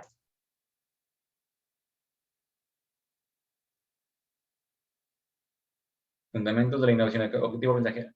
Al final de la unidad, los estudiantes podrán comprender y aplicar los conceptos y fundamentos de innovación educativa para mejorar la calidad y efectividad de la enseñanza-aprendizaje. Listo, ya me dio la idea. Yo sé que en la construcción, por ejemplo, de una competencia, no parto de esto de la finalidad, sino que parto del verbo. Entonces, le quitaría esto y partiría de aquí. Comprender y aplicar. Me dice la teoría de la construcción de competencias que no pueden haber dos verbos. Entonces, tengo que dejar uno. Entonces le digo, comprender los conceptos y fundamentos de la innovación educativa aplicando la mejora de la calidad y efectividad de la enseñanza y el aprendizaje. Entonces, mira que me dio la idea, me centró para que yo pueda procesar y cambiar y transformar ese tipo de cosas. Entonces, no es tanto así como que copia y pega, sino que es más bien un tema de inspiración, ¿no? Pero ayuda muchísimo y te aseguro que en temas de tiempo, el gráfico si no lo hace, el ChatGPT no hace gráficos, lo hace otro tipo de aplicación. Y sí les tengo ahorita para el tema de los gráficos, pero lastimosamente el Midjourney, que es la aplicación equivalente a esto para gráficos, desde esta semana se volvió de pago. Entonces ya no lo podemos hacer así como estamos trabajando. Es más, dicen las revistas especializadas que este ChatGPT dentro de poco va a ser de pago también, ¿no? Porque es que esta industria, estas herramientas, los que crean esto, pues esto es o sea, es un gasto económico bastante grande que no se sabe quién lo está soportando, ¿no? O cómo se están financiando en tema de servidores, un montón de cosas. Y de una u otra forma tendrán que llegar a un modelo en el cual nos cobren, ¿no? Para esto, pero nos han dado una herramienta que ayuda mucho y para los que hemos trabajado, pues bueno, es otra dinámica, ¿no? Todo lo que uno hace en función de ahorro de tiempo y de cosas, o de fortalecer cierto tipo de competencias y de herramientas. Y el estudiante sí lo utiliza, ¿no? Entonces, imagínate cómo es eso. Eso en cuanto al ChatGPT, ¿no? Como les digo, solo es una inspiración, de aquí se pueden sacar, tienen que arreglar, ojo con el tema de las fuentes, pero si me voy como el tema de escritura de investigación, pues con esto hago un montón de cosas. Es más, es tan impactante esto en educación que la Universidad de Harvard a principios de este año sacó una política institucional de que ya no se iban a pedir más ensayos como estrategias evaluativas, ¿no? Porque se dieron cuenta que sus estudiantes estaban utilizando estas herramientas para generar sus ensayos. Entonces, como que para ellos perdió cierto tipo de valor y empezaron a cambiar. Entonces ya no piden ensayos, sino que ahora piden algo así como, bueno, no sería la palabra sustentación, sino más bien como la reflexión de un tema, sustentación. Dime tú qué consideras importante de la innovación educativa, pero no me hagas el ensayo, Arial, de 20 hojas, sino que házmelo, por ejemplo, en una exposición de 1 minuto. Entonces, lo obliga a que sí, puedes buscar acá la información, pero tienes que procesarla, sintetizarla y volverla un argumento. Entonces, le dan prioridad a la argumentación más que a la escritura desde esta perspectiva, como les digo, de la forma, ¿no? Porque no estoy diciendo ahora, pues, que no es importante la escritura, sí es importante, pero ya a un nivel universitario donde ya han pasado por tantas cosas, de pronto, lo que sí estamos como entendiendo y priorizando es que es más la parte reflexiva del uso de esa información. Volviendo a las inteligencias múltiples, no se olviden que todo lo que sea memoria, búsqueda de información, pues la inteligencia artificial lo va a hacer mejor. Tenemos que darle enfoque a otro tipo de cosas. Ahí es que es importante reconocer los procesos de aprendizaje, porque hay diferentes tipos de procesos. Los que involucren, como les digo, lo lógico-matemático, ya sabemos que la inteligencia artificial les va a ayudar. Démosle prioridad a otros tipos de procesos cuando yo estoy encaminando. Hazme un video de TikTok de 3 minutos en el cual me describas qué es la innovación. Estoy seguro que va a buscar aquí la información, pero tiene que procesarla, tiene que sintetizarla, tiene que editar, tiene que integrarla. Es como el tema. Ahora, si usted nunca ha hecho un video de TikTok, no sabe lo que va detrás, ¿no? El guión, la preparación, la exposición. Ese es un tema importante desde la cultura digital para que tú puedas mencionar cuáles son los pro y cuáles son los contra. En función de la imagen que me estaban preguntando, quiero que tengan en cuenta lo siguiente, inclusive de la imagen y del prompt. Me encontré este video que me parece que explica mejor cualquier cosa que yo pueda llegar a decir. Estas imágenes virales del Papa han dejado muchos memes para internet. Parece bien moderna, ¿eh? Ya todos sabemos que fueron realizadas con AI Midjourney y si las analizas minuciosamente tiene detalles que lo hacen muy evidente, pero es muy difícil identificarlo a primer ojo. Pero lo que me llama la atención es que al verlo, nuestra primera reacción es pensar que increíble la inteligencia artificial va a dejar a los fotógrafos sin trabajo. ¿What? Cuando en realidad qué increíble la persona que creó ese prompt o esa secuencia de comandos, esa descripción, que logró un resultado hiperrealista usando esta herramienta. Porque no fue que se sentaron a escribir que era una foto del Papa con una chaqueta blanca Balenciaga. No funciona así. De hecho, este fue el comando que usaron. El Papa Francisco usando una puffy jacket Balenciaga, haciendo señales gangs con sus manos, pero además del escenario agregaron indicadores de calidad y el tipo de imagen que querían lograr. Hay especificaciones de cámara, el tipo de lente, la velocidad de obturación, incluso detalles de la iluminación. Y esto solo puede saberlo un fotógrafo, un animador, un artista experimentado, porque una cosa es la herramienta y otra muy distinta es saber utilizarla. Y esta es la manera más fácil de demostrar que la inteligencia artificial no reemplazará a los humanos. Son esos humanos que la entiendan y la apliquen quienes reemplazarán a quienes no la usen. Cuando lo vi el video, me gustó mucho, lo dejé por aquí justamente separado porque dije, ese es el que tengo que mostrarles para poder hacer énfasis en esta idea, ¿no? Porque de ahí para allá, como les digo, hay herramientas y acá les tengo otras 4 opciones para cerrar esta parte, porque no sé si solo tengo hasta las 9, profe, pero es que es un tema que tiene mucho desarrollo, ¿no? Les voy a recomendar estas 4 para terminar esta parte. Qué pena, no me puedo extender más. Esta herramienta léxica es una biblioteca de imágenes creadas con inteligencia artificial. Entonces, acá las personas que crean esas imágenes, como las que acabamos de ver del Papa y todo eso queda acá en un repositorio, no se olviden que en temas de derechos de autor, esto todavía está en un limbo, en un vacío, que está en una discusión legal y demás, que por eso no se habla ni de crear, ni de que si esto es propiedad, si no es propiedad. Todo esto por ahora es libre y de uso libre. O sea, yo lo puedo tomar y lo puedo colocar. Entonces, no hay problema. ¿Listo? Entonces, simplemente es escoger la imagen que más se me acerque. Entonces, por ejemplo, yo estoy haciendo una presentación y quiero estudiantes para reflejar que están en el salón de clase. Estudiantes en salón de clase. Y todo aquel que haya hecho ese tipo de imágenes, las subieron y las colocaron acá. Miren, entonces aquí tengo imágenes de ese tipo que puedo utilizar. Pero no se olviden del tema del prompt. Tengo que ser lo más específico, porque si no, miren, aquí me salen cosas como muy particulares. Estudiantes latinoamericanos en salón de clase. Entonces, la cosa me va a salir diferente, porque entonces ya comienza a buscarme como rostros más cercanos a los nuestros, ¿no? Ah, no, pero es universitario. Estudiantes universitarios latinoamericanos.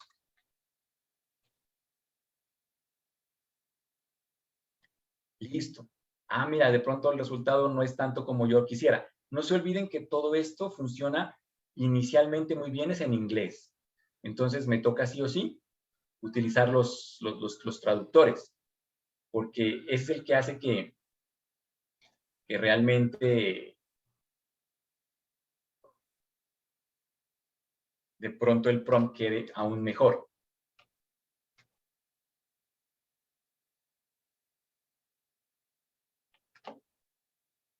Vamos a probar. Bueno, y ahí me tocaría seguir jugando, pero como les digo, estas imágenes libres y las pueden utilizar. Para eso les sirve esta herramienta. De ahí, antes uno podía crear, pero como les digo, pueden ir acá, pero es de pago, entonces no le veo como relevancia. Otro que me ha servido mucho es este tema de estas plataformas que funcionan a partir de inteligencia artificial para crear avatar y crear video. Una de ellas es esta de Movio, que ahora le cambiaron el nombre de HeyGen, de licencia freemium, o sea que yo puedo crear un video de manera gratuita, pero solo puedo crear 1 minuto al mes en manera gratuita. Funciona como cualquier aplicación. Entonces yo tomo un video, una plantilla, perdón, y a partir de la plantilla, bueno, no importa la Show your love que with sea, viene por categorías inclusive, es una explicativa. You don't need to be a fortune teller to guess which social media trends are poised to take off in 2023.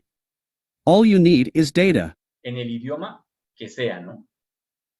Solo es un tema de ir configurando la plantilla. Miren, aquí yo puedo ir cambiando.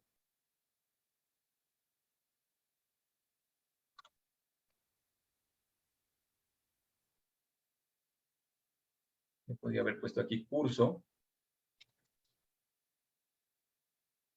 Y de ahí voy al audio. Selecciono qué tipo de audio quiero. Entonces aquí viene por idiomas. Entonces busco español. todos los que están en español, a mí me gusta esta voz de Alonso, la puedes probar.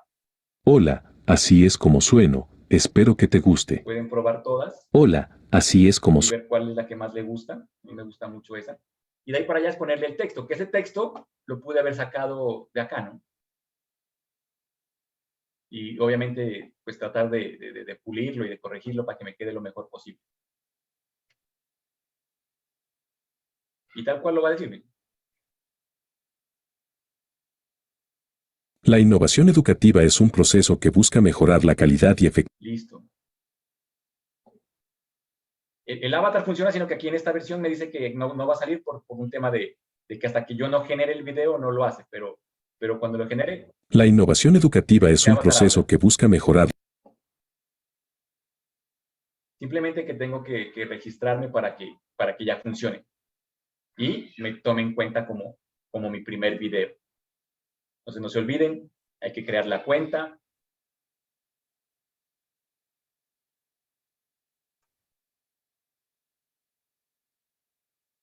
Ahí sí ya, miren, tengo 1 minuto, 58 segundos se demoró el video, pude haberle puesto más, por este mes no me alcanzarían a hacer más videos, pero funciona. Y aquí están. O bueno, lo está procesando. Bueno, mientras lo acaba de procesar, ya para poderlo, algo así como utilizar, siempre va a aparecer la opción de compartir. Y en ese compartir, yo lo que tengo que publicar es este enlace, miren, que está aquí. Y con eso el video ya funciona.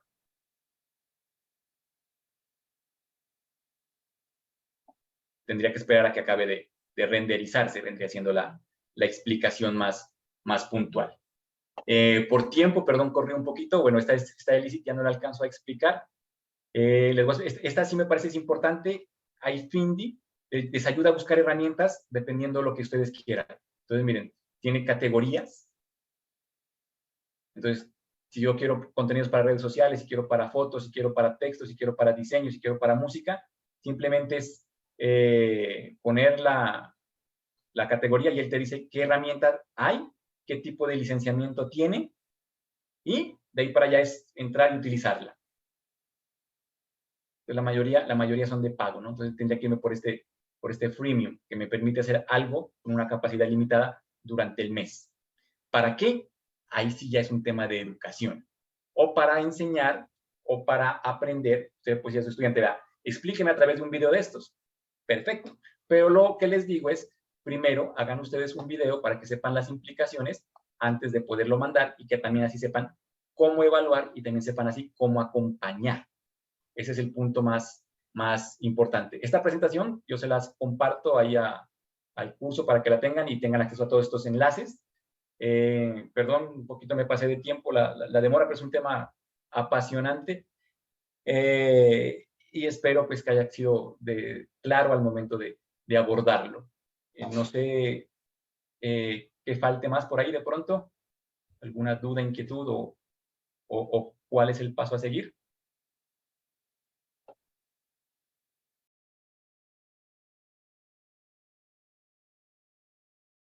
Bien, muchas gracias, estimado profesor. Pues, como usted dice, el tiempo pues pasó muy rápido. Sí. Un tema muy amplio. Traté de ser muy puntual, pero... Sí, entonces creo que por hoy, por mi disculpa, vamos a obviar las preguntas del caso por el tiempo que nos hemos pasado, pues. Y nada, pues agradecer por esta charla desde la parte pedagógica hasta la parte tecnológica, fusionando tanto en el sentido de la educación. Entonces, profe, lo que nos gustaría es que nos ayude planteando la actividad que quedó pendiente para mañana, si es factible, y nos subimos a la aula, ¿sí?